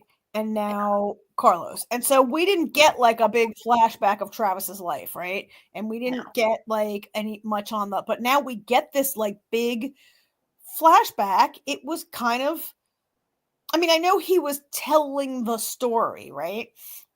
Like he's telling them the story and we see the story. I was just surprised that we got this really in-depth look into this person, and yet it's only a snapshot. It just seemed like it like, is that what's going to happen with every character? Like that was very Lost like, and I don't know that they're going to do that for everyone, right? Right. And he was dead so quick too. It's like we got it and then he's dead. Well, and when what is the name of the Eric McCormick character? Kevin. When Kevin told his story of being a doctor and losing everything, we didn't see it in flashback form as he told the story. Of course, his story is kind of boring. I had too much. I couldn't pay my malpractice insurance, so I had to like do some sketchy shit, and I lost my license. Right? That's it in a nutshell. What happened to him? Kind of, yeah. And I guess it's just not as great to film as a guy who's like a luchador, and you can have like all this really cool imagery. So just basic crazy how he's always getting stabbed. She means the guy plays Carlos. You're not wrong. Yeah. He is getting stabbed because we just watched him in Yellow Jackets not that long ago. Oh, he got stabbed in Yellow Jackets. Yeah, he gets stabbed a lot. But yeah. What'd you think of that? What did you all think of that big? Was I the only person who was surprised to get this sort of flashbacky moment that I also felt like didn't really illuminate much about him, and then he was dead? Yeah, it was a little strange to get it in the episode he died. Like maybe if they'd done it last week, but the fact that they did it and then they killed him, it was like a lot. Yeah. Creepy. Okay, wait. It says Jen said, "I had you thinking he was with the 2 in the Jeep and not, and then because he was killed, creepy and fucked up. The killer put the Rapido mask on to kill him." I forgot about that, but yeah, they used the mask, so that was why we why we saw the caution more too. But he never made it to his fight. I think though the fact, okay, so the other 2 victims, we'll call them, we kind of were like, we knew they're murdered, right? Because that's what this show is. But they kind of never knew absolutely, especially the pilot, like if they were murdered. They thought Travis might have been, but I mean, this was outright, he was slashed to death. So clearly this is a murder. They can't explain it away any other way. But before that, we're skipping the whole part about like the black box that's not black, which I don't know. Oh yeah, they call it black box. It's never freaking black. Why do they call it that? This was like straight out of Lost, also that they have to hike up a mountain to like get a radio signal, right? Yeah, so they take the black box and put it, and we also find out that Carlos was the one that was stealing the food, because I don't know if he did it because he wanted protein or for his fight, I don't know, but he had gum wrappers and she found them, and but the point was that he used the gum to fix the transmitter, recorder. Yeah, but they took the black box up the cliff, and it was with him and Kevin and Sonia went. And then Sonia almost fell, and Kevin pulled her back up. They told her to let go of it, but she wouldn't. She rescued it, and they pulled her up. Oh my God. Didn't that look exactly like the scene in Indiana Jones and the Last Crusade where the Nazi girl is trying to reach the Holy Grail, and Indy's like, just let it go. Just let it go. He's holding her by one hand. Do you remember that whole scene? And he's like, and she's like, I have to get it. And so I thought Sonia was going to fall because in that scene, I think I forget her name, Elsa. Like, Indy's like, don't go for the Grail, just let it go. She's like, I almost got it with one finger.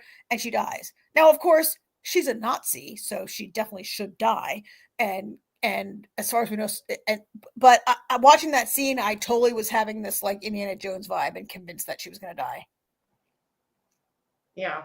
Yes, I didn't remember that. So now that you said that, Jen remembers it just like that Nazi. Maybe it was a throwback to it, but he was inspired by it. And this is why why we were watching this in the watch party. I kept saying these people need to stay in groups of 3, because I feel like if you in groups of 2 and you end up screwed with the killer, they can kill the person.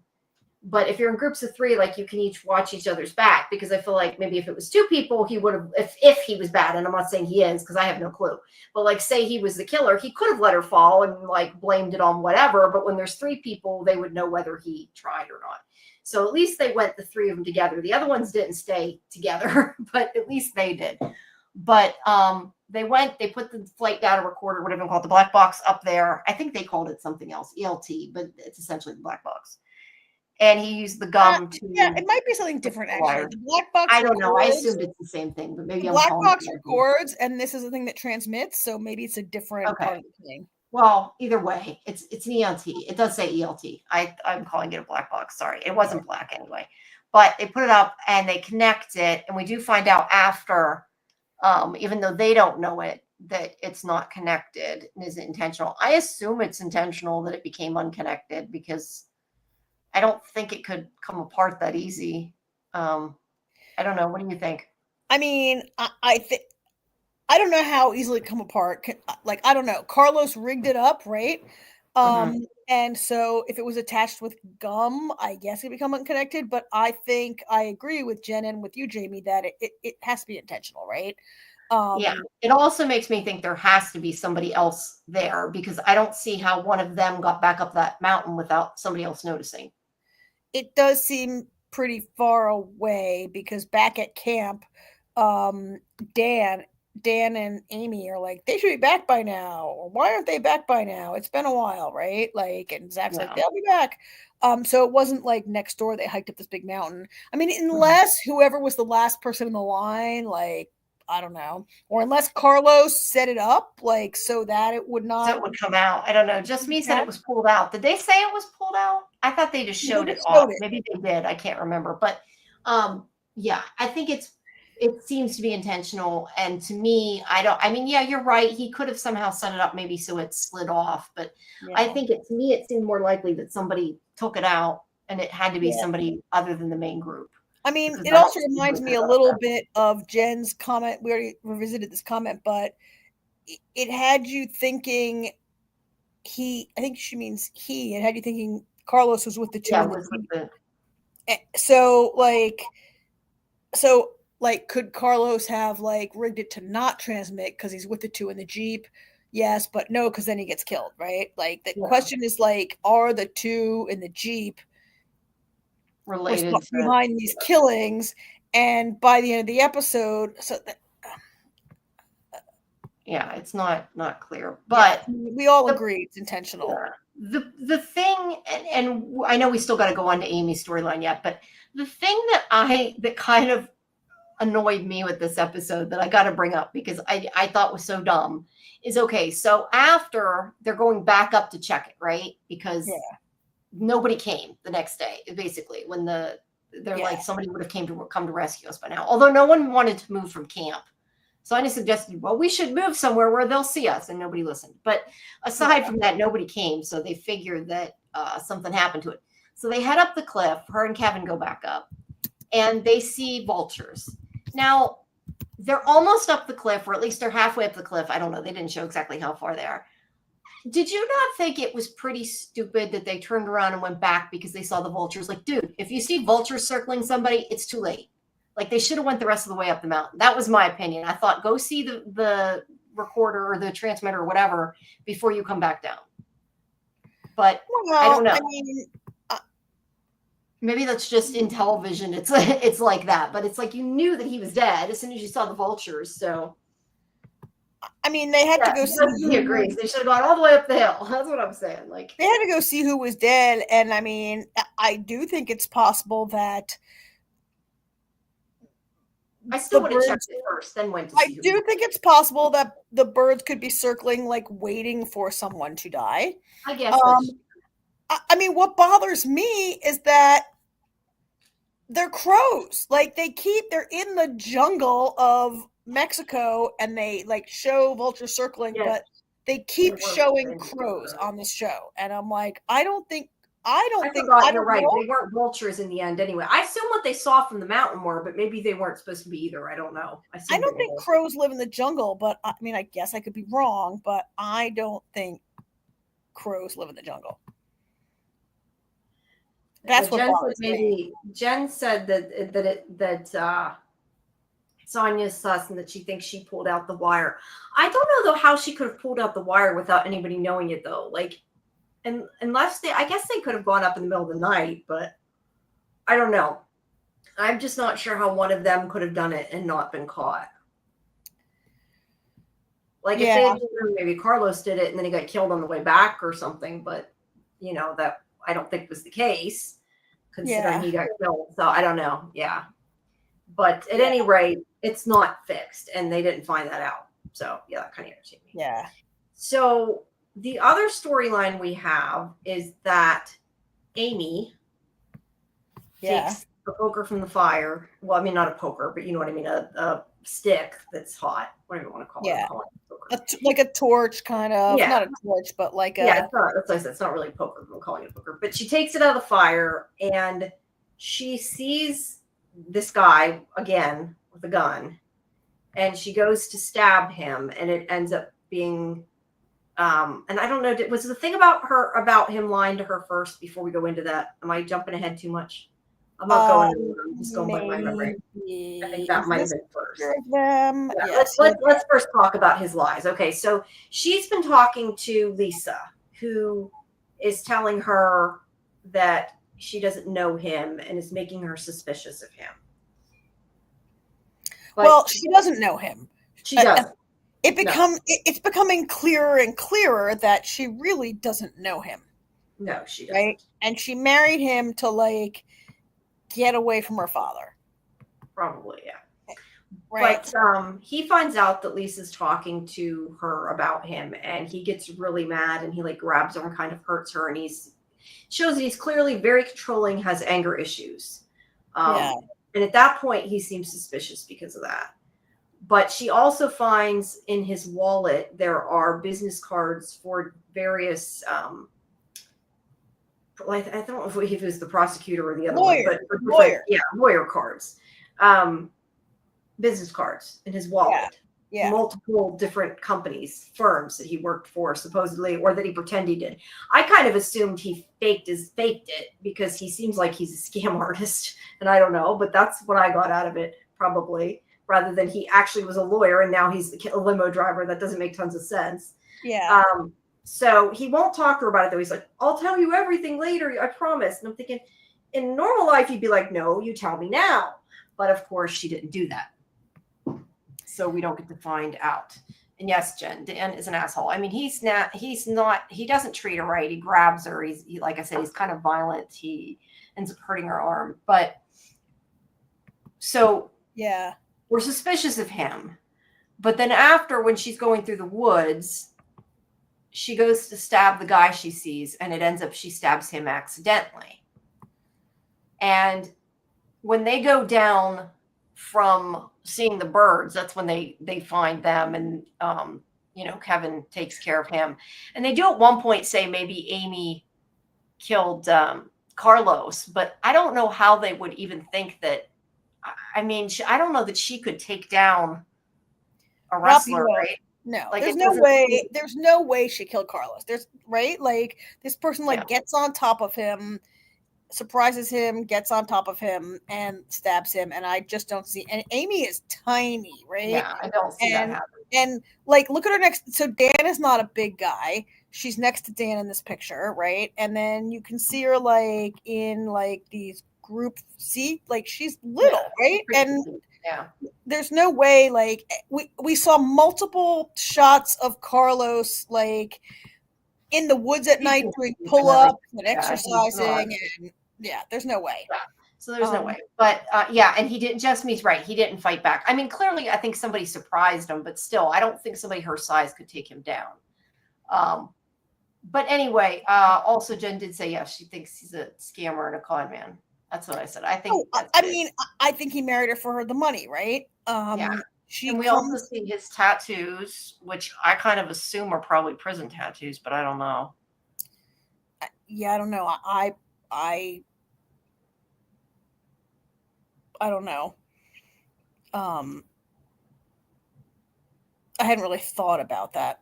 I don't know. To me, they seemed obvious the way they flashed the tattoo on his back. Because it was like a number or something. I don't know. I don't know what tattoos look like in prison, but I assume that. Yeah. But the thing is then we find out he makes him seem like he cares more about her. You find out the story that he tells that when she was a little girl, she went to a school that was attacked by a gunman. And the gunman stared right at her and almost shot her, but was distracted, and somebody saved her and she got away. But that basically she's been having, since she was little, she's been having these bad, flashbacks, hallucinations, whatever you want to call them, of this gunman. And that's who she's actually been seeing, and that she's been on medication and everything.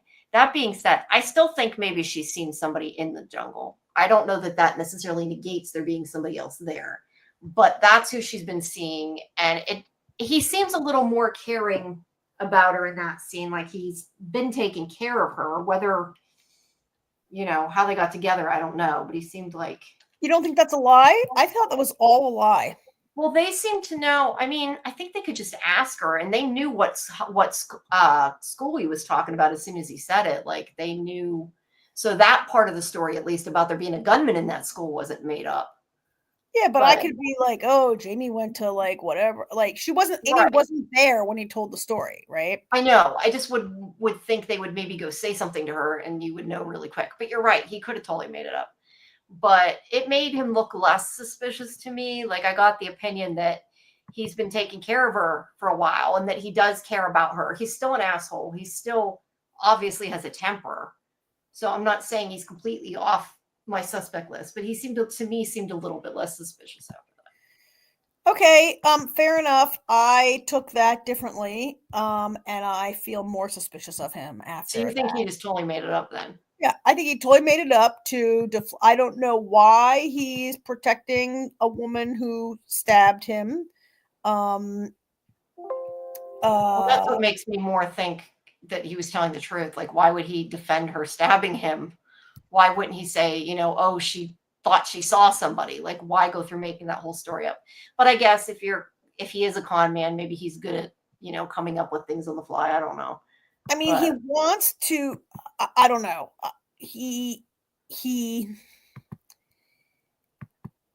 I think he wants to stay with her because he's trying to get her money or money from her father or something, right? Yeah. I think that I think maybe he wants her dad to pay him off to divorce her is really what I think he has in mind, is that the dad will eventually just be like, if I give you $50,000, will you get away from my daughter? Yeah, that could happen. Is kind of what I think might be happening. I just don't buy that story. No, it's fine. I mean, the thing is, everybody in this show is like hiding things and could totally be lying. We don't know. Yeah. Now, the other thing I was trying to think of what else happened in this episode. Lisa killed another animal. Well, before her husband killed it. This time she killed it. She shot, I forget what it was. Some kind of animal. It's like a little, I forget if it was a capybara or it was some kind of I forget what it has a name. And I'm trying to remember what Kevin said, because I remember Kevin said something kind of funny, and he said something about it, and he's like, I think he said something like, can't be worse than the monkey. And he's like, no offense. Like, she took the time to shoot and cook it. I thought it was funny when he said that. But yeah, doesn't what's his name? Doesn't the one from Star Trek, what's his name? I can't think of his name. I just want to call him David Ojalon. That's Zach. His name is Zach. He has a conversation with her, right? He tries to talk to her a little bit. I believe it's Zach who tries to have this conversation with her. I'm trying to remember what he says other than he's sorry about her husband. Does he say much? She doesn't trust him. I know that. I'm trying to remember exactly what happens in the conversation. I mean, I think she might have an unsatisfactory conversation with Kevin. It's with Kevin maybe in this episode, who says, I'm sorry. I think it's Kevin actually, right? Who's saying like, I'm sorry about your husband. Yeah, he did too. But I think, didn't Zach approach her in the woods when they were gone, when she had the gun or whatever? I thought. Maybe not. Maybe I'm mixing it up. I thought it was him, but maybe not.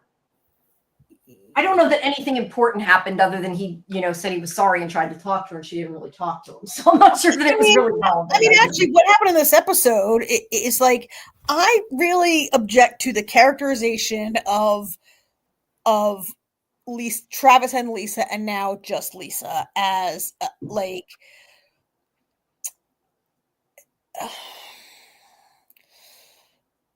they are from Oklahoma and they are hunters and they have a certain kind of an accent. And we've talked about this a little bit in the way, like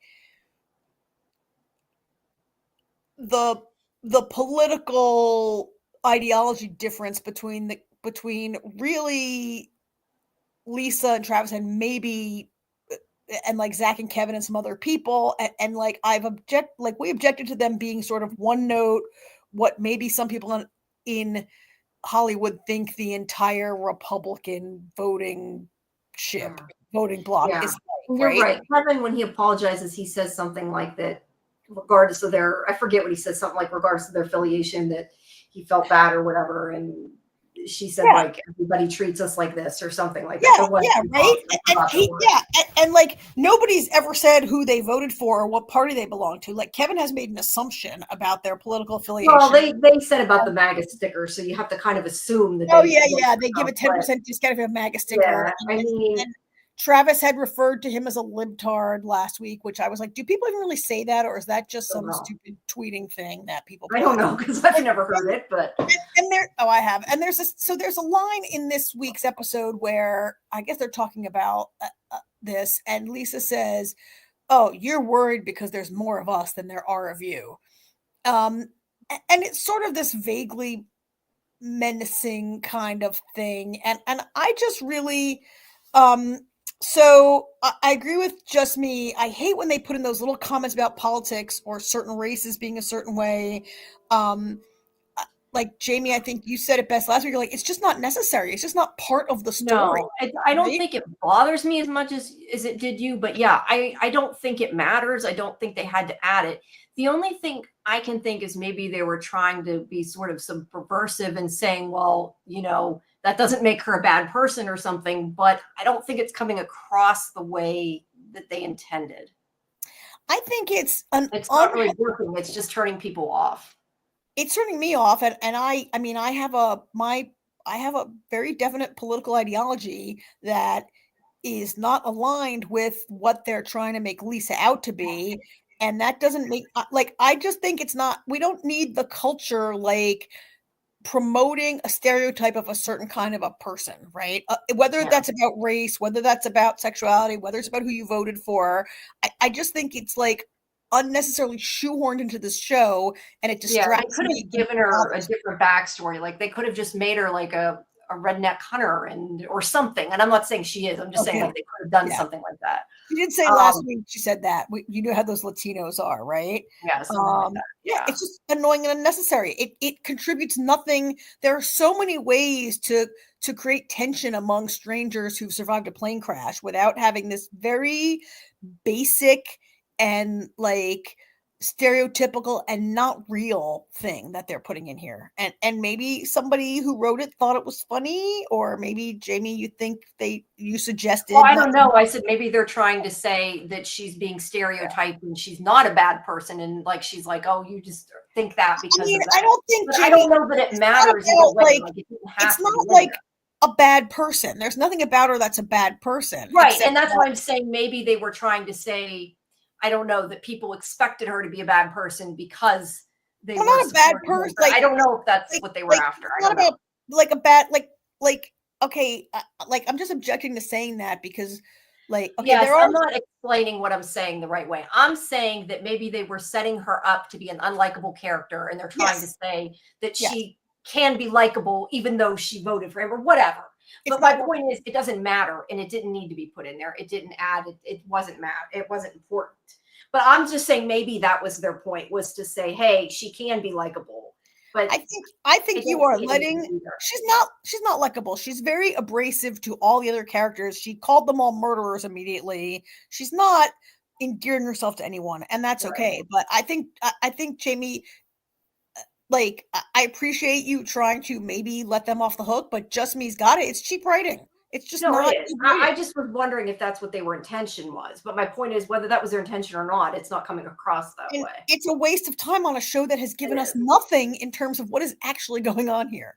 Yeah, right? Yeah. Jen hates that shit too, and it's a bad stereotype to use and build her character off that choice, like it's a lifestyle choice, right? Like that she chose to like put a MAGA sticker on her car to, I don't know, like she has beliefs. She's entitled to those beliefs.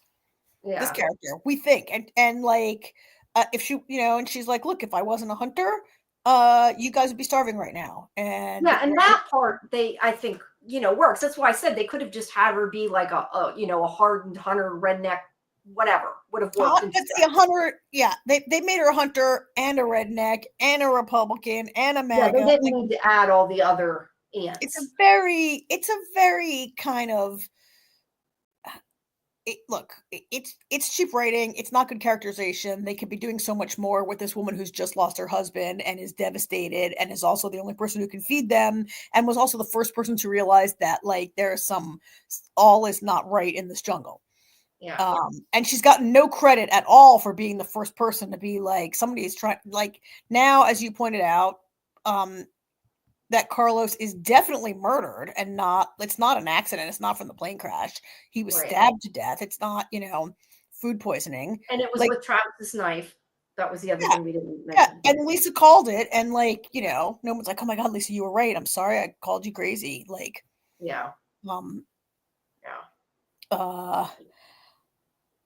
so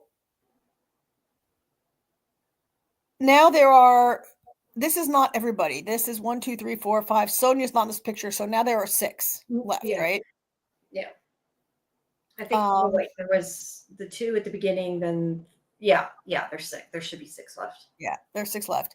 I thought for sure Dan was dead when Amy stabbed him in the chest, and I was kind of not gonna miss him. But then that wasn't like a mysterious death. But actually that could have worked because we weren't 100% sure the other ones were murders. But we got a different murder, so. So what do you think is going on here? Okay, well, wait. So at the end, so I really don't like how it ended, where they or whatever, which they've shown that lizard crawling over and over again. It's like you knew there was something up with that, right? he keeps going in that hole. And at first I thought the gecko was like a sign that someone was about to be killed, but the gecko goes in there and it turns out the plane is full of drugs, right? I guess what bothered me was that they gave us a piece of inside information that the survivors don't have, and there was a point maybe in last week's episode or this week's where I think it's Zach or somebody says slicing up the seats and everything, looking for stuff. I'm going to tear apart this plane and see if I can find anything, right? And like doesn't find the massive amount of, I don't know, was that cocaine or heroin in there, right? I just don't love that we saw it and they didn't. I wonder if the pilot knew, because the pilot had been like making a message to his girlfriend saying like, we're, they're going to be, they're after us or whatever. Yeah. That would be assumption, I think Dan could be maybe in on it because he seems like a guy that would do a drug scheme to make money. Like he's like a charlatan and right? Like Dan could be. I mean, I don't really think that Dan could take Carlos either. Yeah. Maybe he surprised him. Zach is big enough probably to take Carlos, and Zach has been mysterious. Kevin, no way. There's no way Kevin is the killer, right? And Sonia, could Sonia take Carlos? Like Sonia, we don't really, she looks like she's somebody who knows what she's doing. Like, I'm not saying she does, but I don't know. She reminds me of like somebody who knows how to serve. Because wasn't she the one that came up with like how to filter the water and all that? Like she seems like somebody who's probably takes survival class or not survival classes. Well, she's a self-defense class, like that kind of thing. I see her as being stronger and maybe able to. She's a photojournalist who knows the jungle very well and has traveled the jungle with migrants on their journey. She's got a lot of experience in the backcountry, right? Yeah, and she probably knows self-defense or something. I don't know. She looks like she could. I think even maybe Kevin could. I don't know. Kevin is a little wimpy. It's hard to tell, but I could maybe see that. But yeah, I agree. I don't think Dan or his wife, I think they're kind of small. Just me thinks Kevin. Well, just me. Kevin talks about having lost everything. He's a guy who needs money also and could be into drug running. Drug smuggling. Or could he have the other thing is couldn't Kevin, I'm thinking like you've seen a lot of TV shows, and this is where I'm just like, I watch too many murder shows, but couldn't he have injected him with something to make him so he couldn't move or something and then sliced his neck? I could totally see that too. Yeah. He could have medicine of some kind. I mean, Just Me thinks the person was super skinny, and the person who jumped on Carlos was skinny, which is what maybe is leading Just Me to it being one of the girls or Kevin. Jen thinks Kevin or Sonia. I still think there's a big possibility it's somebody else that's not one of them. Just because of the whole truck scene, I feel like there's something else going on.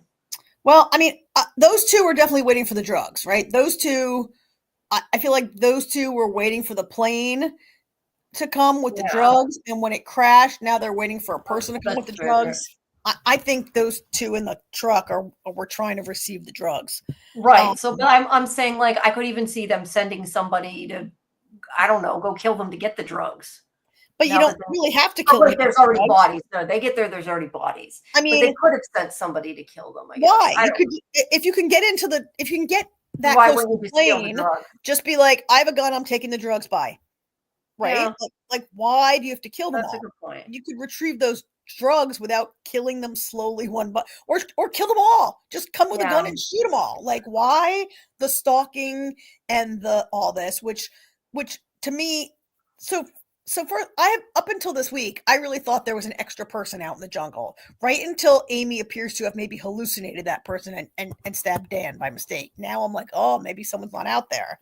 But see, that's why I feel like that was a red herring for you to think, oh, there's nobody there. She hallucinated it. And then there really is. Yeah. And okay, just me is tearing my. Yeah, I'm confused by that statement though. How did other people get out there within hours after the pilot was killed the first night? I'm confused by that statement. What she's asking. But she's saying if the plane went down, I said the plane went down and then the drug dealers had to get out there. or whoever I is guess stalking if you're him. talking about the two in the truck, though, they're there after everybody's dead. No. The idea is that I think what Just Me is saying is like this person was in the jungle already when the plane. Yeah, because I see what you're saying. They'd have to get to the plane quickly. If Yeah, the no, you're killer, right. You're right. if the killer is not one of the passengers and the killer is external, You're they right. would They'd have have had. to either be in the jungle or get to the jungle super fast. I see what Yeah. you're saying. What she's saying, But yeah. the pilot was killed the first night while they slept, so really within hours of their. So if it's not one of these guys, how did someone get there? There's just like and then why are you killing one at a time, picking them off? Why not just kill them all? So Jen thinks they're not there for the drugs. They're being like killed for some other reason. Yeah, I think that's a possibility too. But if it were outsiders killing people, how would they get out there ASAP? Yeah, Just Me is totally. That's the best argument. Right. That's the best argument I've heard yet. That it definitely has to be. Because, like, you could say they were in the jungle, but why would they be in the jungle? Like, that doesn't make sense either. I hadn't thought of that. I just kind of felt like her seeing it as a hallucination to me is like one of those things where it ends up the killer's like somebody who you thought was dead. It's kind of like, well, we thought it was it was a hallucination, but it really wasn't. But yeah, that doesn't make. I agree with those things. I had not thought of, so that makes me wonder if what I'm saying doesn't make sense. Yeah. I don't know. Also, like Travis may have been killed by food poisoning. And he ate 2 portions. So, like someone said, oh, do you think Amy was the target? Because he ate his own portion and then he ate Amy's portion. So was Travis the target or was Amy the target? And I guess if I don't know, like that seems like a lot to go through when you also can just suffocate people or kill them with a knife or whatever. Like who I mean maybe like who would do that and why, and it's like a non-guaranteed way to I don't know. I'm just talking here trying to think through. No, but I remember she says that the plane was sabotaged and didn't have fuel, so maybe people were there waiting. That would make sense though. Like they were going to take the plane down no matter what, so they were there waiting for the plane. Oh, like maybe it was a calculated plan to take down the plane near a certain location. When it was in the jungle, and that would make sense for them to already be in the jungle in that case. I hate to interrupt your in-depth sleuthing, especially on a show that Karen does not seem to like. But it's time to move on. It's time to move on. But we still have Daredevil, which should be a shorter conversation. Yeah. I was gonna say let's go through the last comments. So I think drugs and killings are 2 birds, one plane. Yeah. Yeah. And the husband probably added her meds to the food or something, and they interacted with Travis. That would make sense too. These are all that Dan was trying to kill Amy. Yeah, maybe. And Travis ate her meds. Interesting. Or somebody could have stolen both their meds. Like maybe they stole Travis's meds to kill him because they thought when they took him away he'd die, and then he didn't. So they did that to make it go faster or something. I don't know. So quickly and then we'll wrap it up. Who do you think? Like who are you suspecting? The only thing I can think is like sometimes at a show like this, I end up suspecting the person that I least suspect because I feel like they're going to try to do something to surprise you, which isn't really the way to pick the killer. But who do you think it is, or do you have a guess? I like Jen's idea that the drugs are a red herring and these killings are really just somebody on the plane is kook crazy or has some, or maybe somebody knows the drugs are there and wants them for themselves. But I feel like, I mean, Dan is maybe too obvious. He's violent with his wife. He's a charlatan. He's a scam artist. Like maybe he's too obvious. Sonia could be Sonia. Could be. I don't think it's Zach. I think they're setting Zach up to be. He's the kind of the star and maybe being set up to be the hero. Maybe, but that's why, like, I think maybe it's Zach just because he's like my least suspicious. Therefore, I'm like, it's got to be Zach. But like I said, that's not the way you pick a killer, but that's where my mind goes. I think it could be Sonia, though. I agree. Sonia seems capable of it for whatever reason to me. Yeah. For whatever reason, I don't think it's Kevin. And maybe I'm thinking it the same reason you are, David, or Zach. Like, I feel like he's one of the stars. I do think, and I've said this from the beginning, I think that Kevin and Zach and Sonia will be the three last ones left, just because they seem to be more the main characters. So I feel like they got a little bit of plot armor. I know the two of them are a little more well known, but I don't know. I think they'll be the last three that'll be left. Yeah. All right. All right. You're right. We went too long. Sorry, guys. All righty. So let's move on to Daredevil that we can't find pictures of. Yeah. I only have like 2 pictures loaded up for this because there's not a dedicated. There's not a press dump, and I would have to steal other people's screenshots. But not for us. So I just have 2 key art for this. Okay, AJ, you've been so quiet for so long. How did you enjoy this episode? I like this episode a lot, and then my jaw hit the ground in the final seconds. Yeah. I kind of saw where this season looks to be going, because Fisk is all about getting rid of the vigilantes. He hates vigilantes. They're creating the problem. And on the flip side, Matt is defending a vigilante. So I can kind of see where this whole thing is going. But he hates vigilantes because he has clashed with Daredevil in the past. Well, and maybe if you consider Echo a vigilante, she shot him in the eye. Right? Yeah. So, like, he has personal reasons for hating vigilantes. Well, yeah. But you could see where this is headed on all fronts. So, I mean, I thought the courtroom scenes were very good. We got the classic switcheroo where you think the guy's in the one car and he's in the other car. Oh yeah, I did like that. I appreciated that because for whatever reason, they do that all the time in TV. Yeah, they do. That's how I knew he wasn't in the van to begin with.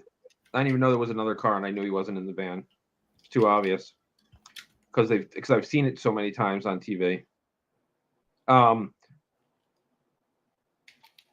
like I like the vibe of the episode. And it was interesting. I thought White Tiger was going to be more of a character, but it was kind of it seems to just be the catalyst for what's going to really get things going. So, what do you guys think? I liked this better the second time I watched it. The first time I watched this episode was on Discord with Jay. I think we watched it after our Severance show on Saturday night. Right? Yeah, we watched it on. I don't know which night it was, but we watched it on Discord. So we put it on at like 1 a.m, and I was really tired, and I was like, And then I watched it again. Actually, that might have been after this show we did that. I watched it again like yesterday, I think. And I liked it a lot better the second time I watched it, when I was able to maybe have my full brain that didn't just spend 3 hours talking about a different show. I was surprised that it's like, so it's another entire episode of Matt not being Daredevil and really being in lawyer mode, courtroom mode in this entire episode. And it worked for me as a courtroom drama. I thought I might be more impatient to see Daredevil, but yeah, I kind of thought so too, but I didn't find myself feeling that way. Yeah. How did you like it, Jamie? Did you rewatch it after Saturday night? No, I did not, but I've gotten used to, I think, chatting while I watch things. I enjoyed it. I was more surprised, like we had found out about White Tiger in I think the previous episode, 1 or 2. I don't know. We had found out about. So I like that they brought him back in and that he was kind of like the main plot and that they had a different vigilante. But I like AJ, like I think that my thing was I was shocked, like after all this, they killed him at the very end. I mean, part of me during it was like, they're not going to let them get away with this. Like they're going to be, the cops aren't going to I didn't necessarily expect it would be Fisk. But so there was a part of me that for a while thought that, but then when they just shot him like that, it was done in a way that it made it surprising. So I guess I like that, but I also don't like they killed him. Like, I thought he was a good character. I kind of would have liked to have seen him in other episodes. Like, it was interesting to have a different vigilante, I guess, other than Daredevil.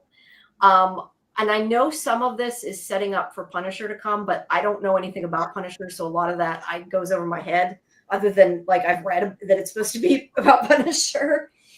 But yeah, I liked the way, I guess the one part I did like a lot too, though, is I liked the way that he convinced the jury. I didn't like in a way that he went against that guy and didn't tell him what he was going to do, but the fact that he beat Jamie, that he went against that guy. You mean Sorry. that Matt used his identity to be, because I mean, it's hard to fight against cops, right? But he used his identity to be like, the cops like this guy, you know, he saved people's lives. He's done things out of the goodness of his heart and everything. And he convinced them of that. I like the way that part of the courtroom thing, I guess, is what I'm saying. That he used White Tiger to like against. So, all right. Against So what you're saying, wishes. I think I got it. I wish though he What would have told Jamie's- him his secret identity. Okay. That was my only question. Sorry. What Jamie is poorly saying is, I think what she's saying is, she liked that Matt, after asking for the court not to disclose his secret identity that he was White Tiger, that Matt went against the grain and then released it himself because after their witness flaked, Matt knew they were screwed and decided to switch tactics and present him as a hero to acquit him. Is that what you're trying to say, Jamie? And the judge was angry, but and rightfully so. The judge definitely had a right. I understand why the judge was mad. Yeah. But wasn't Hector also angry? Like, Hector didn't want to capitalize on White Tiger either, right? Well, no, yeah, that's because why I'm saying Matt should have told him who he was. I feel. Hector was upset because by Matt doing that, he couldn't be White Tiger anymore. Because now his identity is known and people will go after his family if he continues what he's doing, which is why vigilantes wear masks. Yeah, but he continued it anyway, which was kind of a dumb thing. Yeah, and then died 2 seconds later. Yeah. Yeah, I mean, I think that. So, did Matt do the right thing? Did Matt do the wrong thing? I think he maybe did the wrong thing. Like, Matt, so a lawyer is supposed to give his client the most robust defense he can, right? But a client is also supposed to, like, go with his client's wishes, right? And if the client doesn't want to reveal his identity, like, and I can't believe Matt, who has a secret identity, would do that. I can, because there's one very simple fact in this whole thing. Matt knew the minute that witness flaked, they lost. They lost the case. They had and he no probably, proof. and he Hold probably, on. Jamie, hold on. There's no proof otherwise that he did not kill that cop. Now you're going against his word versus cops. And if he's found guilty, it's the death penalty. You kill a cop, you die. Yes. And I was going to say, I think he probably knew that he would get over losing that identity if it meant saving his life and saving his family. Like I said, I just wish he would have told him his identity to make it not so harsh. What, been like, I'm Daredevil, by the way, I'm also Daredevil? Yeah, like he could have said, like, I understand you, like, because he made that whole conversation about, like, you can get over it, you can not have that identity or whatever. Oh, I would have liked to have been like, I know, because this is who I was. And I think that he would have kept the secret. And I would have liked to have seen that connection between them. Because he died anyway, so it wouldn't have been like he could have revealed it. I misunderstood. I thought you were saying that Matt should have revealed in court his secret identity. No. He should have revealed it to that guy when they had that conversation. No, yeah, that would be nice. I was like, what is she? No, what is she talking about? No. No, that's not what I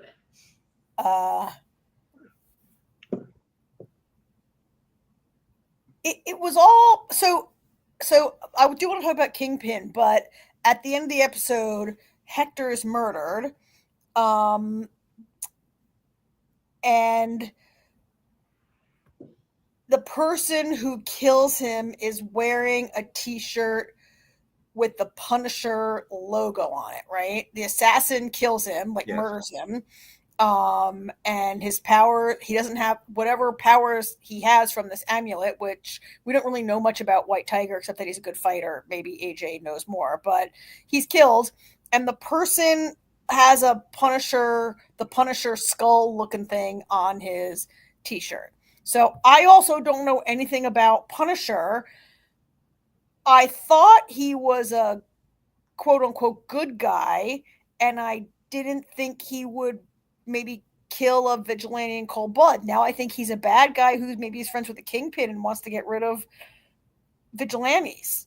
I don't know. AJ, would you care to help us understand the Punisher? Do you want to see it unfold, or do you want me to tell you? I don't know. I mean, I guess I don't know if there's backstory I need to know to understand what's going on. I mean, see, and here's the rub. Here's the rub. So, the whole thing. After watching the first episode, I was like, "Oh, I can't wait to see how Jamie and Karen like it," because they didn't watch the first series. They also don't know the comics. They just know what Marvel has put out. So I feel like the first episode was a wrap up, and kind of fan service, and then what we're getting now is something for people that could watch that don't know anything. Okay.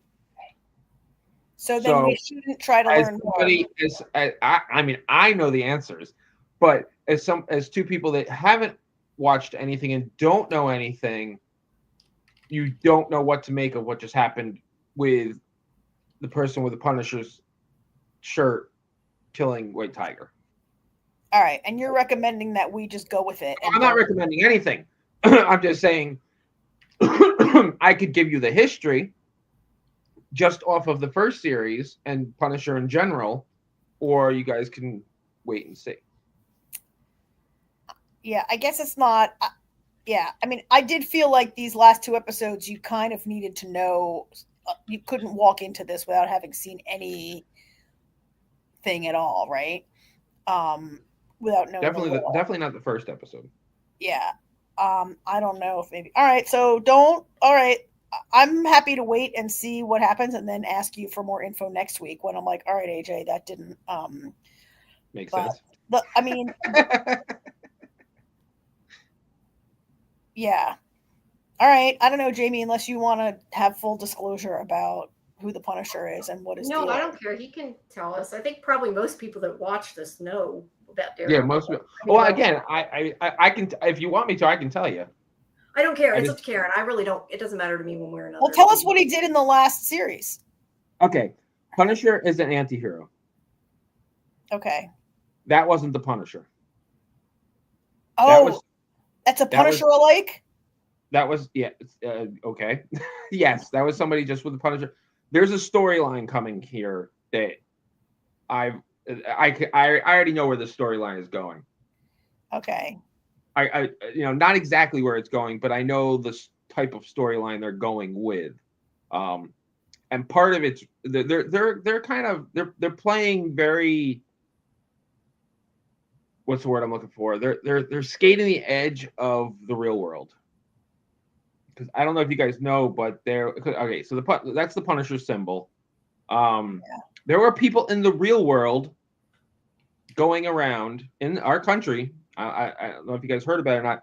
They were committing atrocities against people and leaving behind, like painting like the Punisher symbol like on a wall, or yeah. Oh yeah.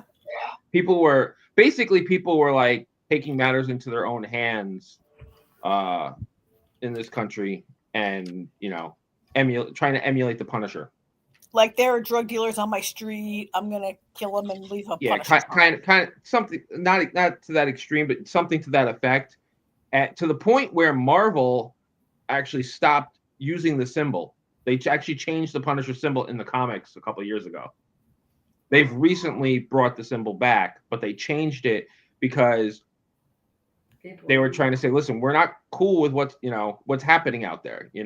Very similar to the way Stephen King, like any copy of The Rage, you could never buy a copy of The Rage unless it's on eBay or something because of all the mass shootings that we've had in all these schools and malls and every place. And, these idiots are like, oh, I did it because I read this book. Oh, I'm not familiar with that book. I didn't know Stephen King wrote a book about. Oh yeah, he wrote it as Richard Bachman back in it was either the late 70s, early 80s. He wrote Rage. And the Columbine shooting, the shooter had a manifesto that's flat out said, I got my ideas from this book. Oh, wow. But anyway, so what you see on this, what you saw at the end of the episode isn't necessarily what you think it is. Coming, but that's what you're theorizing it is. All right. Yeah, I know where the story is going because I don't know if you've noticed, but a bunch of the cops have Punisher tattoos on them. Yeah. The first cop that was roughing up the witness, he had a Punisher tattoo on his wrist.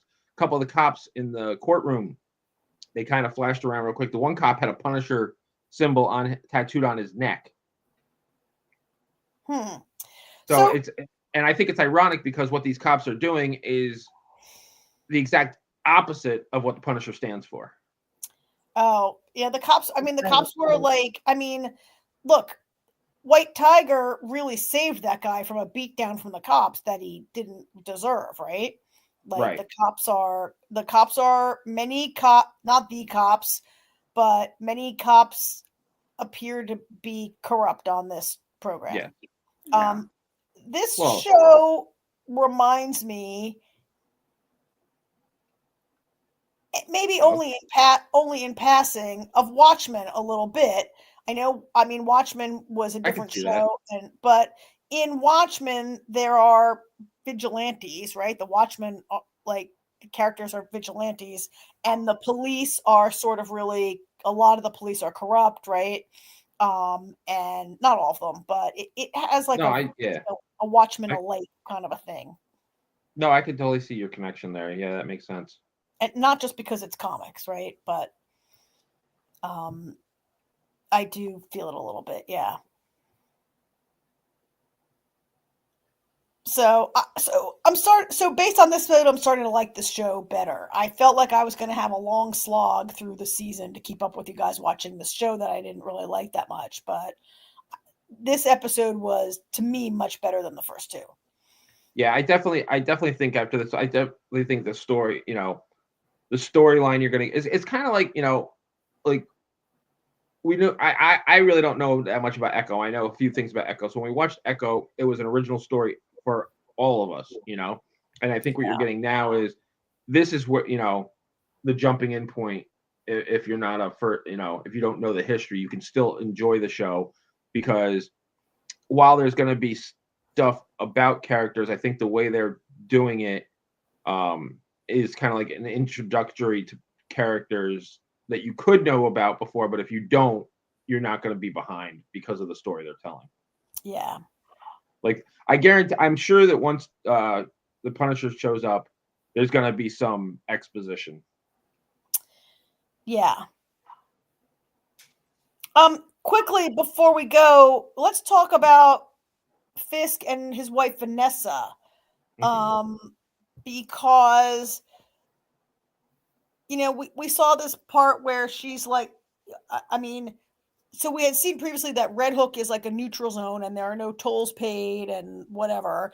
And there appears to be, there's more gang violence happening around there. Vanessa's like, look, there's a leadership vacuum and the 5 families are starting to fight each other because like we backed off. Like this is a bad idea. And Fisk is like, whatever, I'm the mayor now. I'm above this.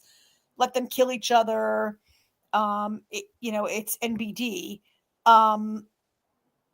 But during that conversation, they show that his hand has bloody knuckles. He's been somebody up, right? Yeah, they showed that a couple different times, and he was. I even made a comment while we were watching. And I was like, "Says the man with the bloody knuckles."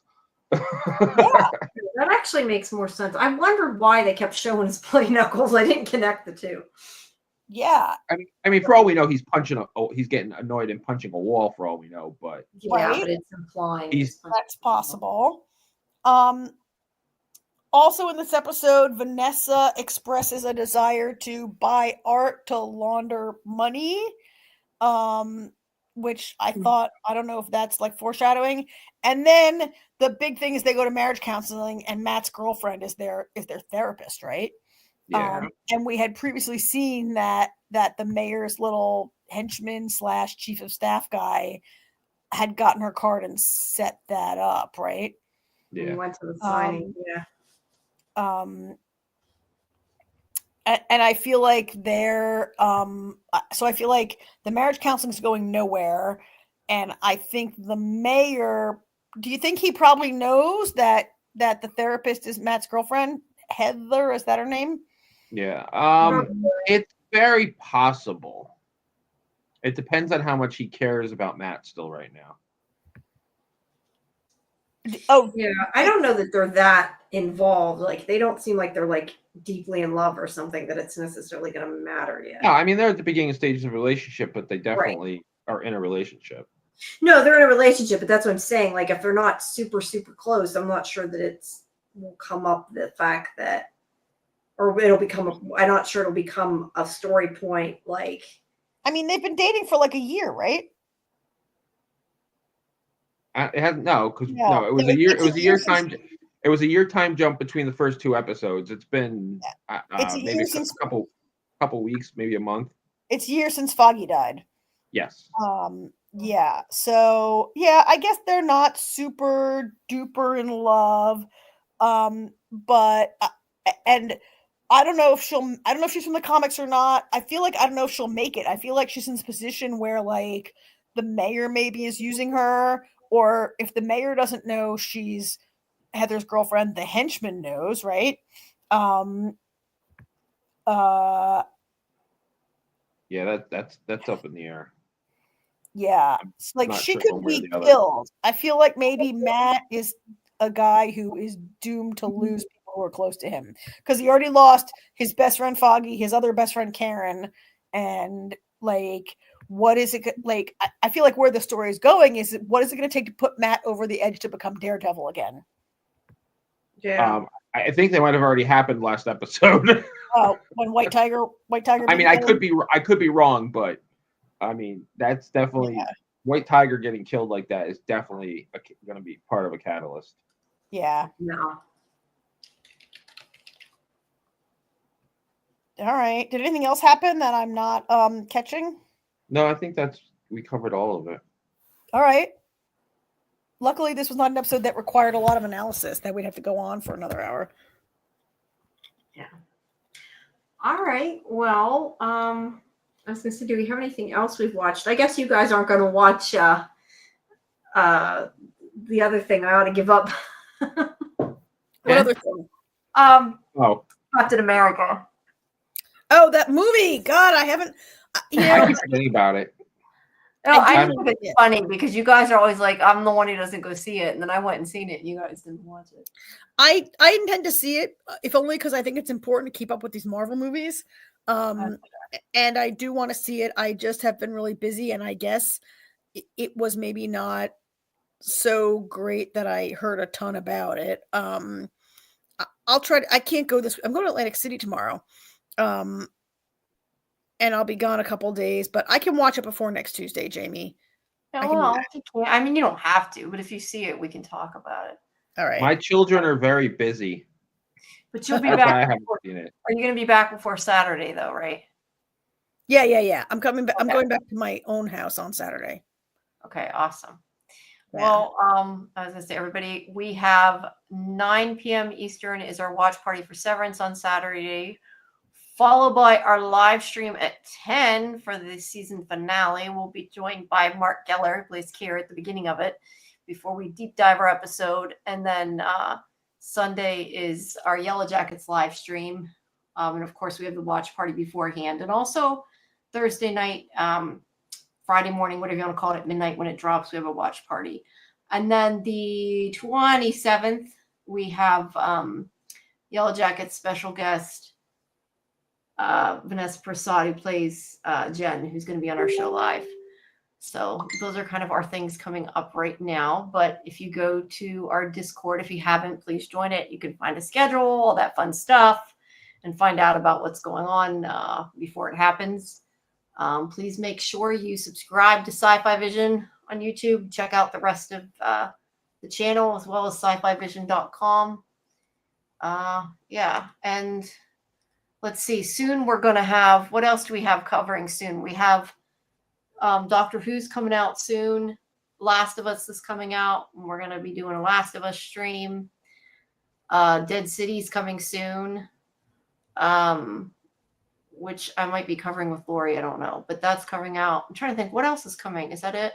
Those I are don't know. I mean, what's the season is starting now, so. That's Star Wars show. Oh, Andor. Yeah, that's coming too. That Star Wars show. That Star Wars show.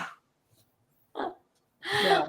But thank you everybody for listening. We appreciate it. Thanks everyone for joining. And if you want to watch Daredevil now, I kind of want to watch it. So if anybody wants to do a watch, you party, said that. You said you watch could watch it. Yeah, you said that last week, and Karen and I were like, "You're gonna what?" Well, no, Karen came and watched it. That's why I said I think it was after this we watched it. It was after this. Severance. Yeah, and I was too tired. You were too tired. I want to watch it. It's not that late to me. So if anybody else wants to watch it. And we're going to probably be doing, just because I went and bought it, because I've been trying to find it for a while and found it, decided to do an Awake rewatch. I found it on Amazon. I didn't know it was. So I'm like, I'm buying this. So we watched the premiere episode the one night, but we're going to do like an official watch party because we want to start doing some shows that I think like the people that like From and Yellow Jackets and Severance and all that might appreciate. So well, I mean, your favorite actor was in it, was why you want to watch it, right? Yeah, well, that's why I originally watched it. But I love that show, whether he's in it or not. That is an awesome show. Yeah, I can't believe they canceled it. I know. I had covered it quite extensively when it was on. I think that was the first time I ever talked to Jason Isaacs. And DB Wong was in it too.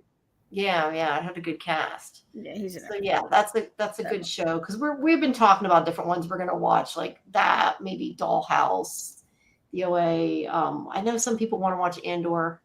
I'm fine to watch that in watch party because otherwise I don't know. Otherwise I gotta force myself to watch it for this show. So yeah, I'm cool to watch it in Discord, whatever.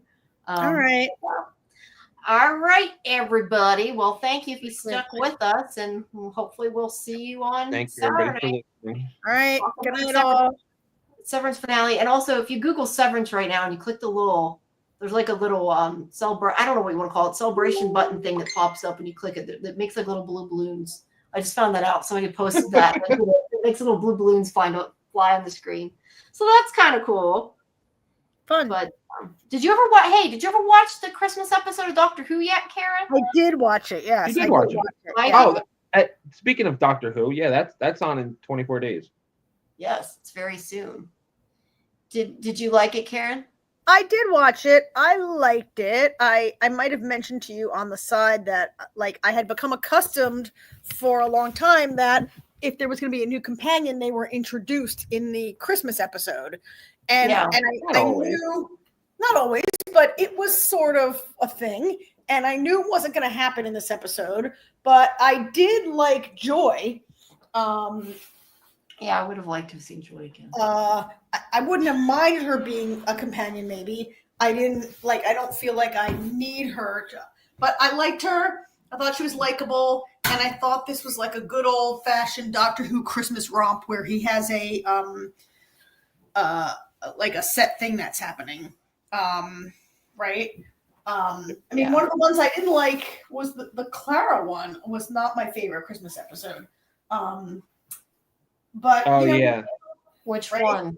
There was more than one. We had two, yeah. The first when she was first introduced before we knew who she was. Oh, okay. Because I was gonna say last Christmas was. I knew which one she was talking about. Yeah. Of course, she's one of my less favorite companions.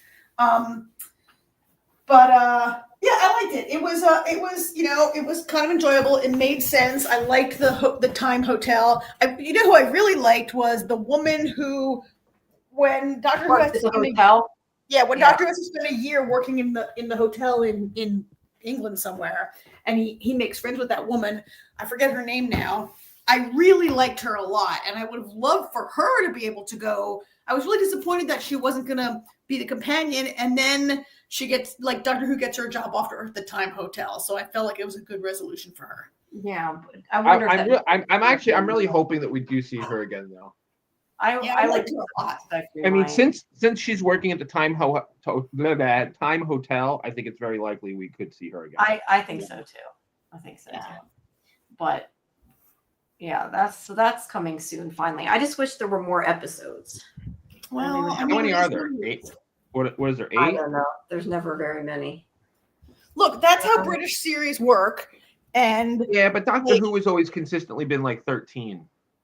It used to be more, yeah. Since it came back. I mean, you can have more episodes, or you can have the security of it being on Disney and the increased budget of it being on Disney. You know what? Screw Disney. I feel like a lot of the problems Doctor Who is having is because of Disney.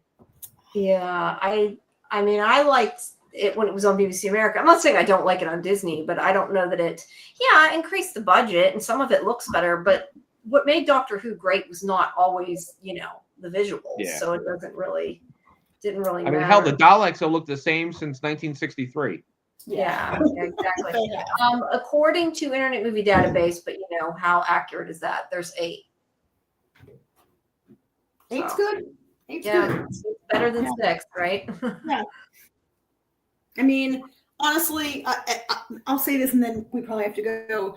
Like, I don't object to there being. I object less to there being only a small number of episodes. I object more to the length of time it takes almost every. Like, we routinely wait a year and a half.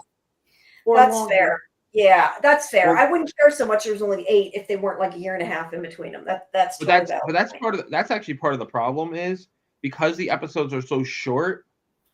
Like so we get 8 episodes, and we have to wait 18 months. But like if we got 13, if we got 13 episodes, we're only waiting a year. You know what I mean? Yeah. It's dependent on it's perspective of the amount of episodes we get, which is why it seems longer. Yeah.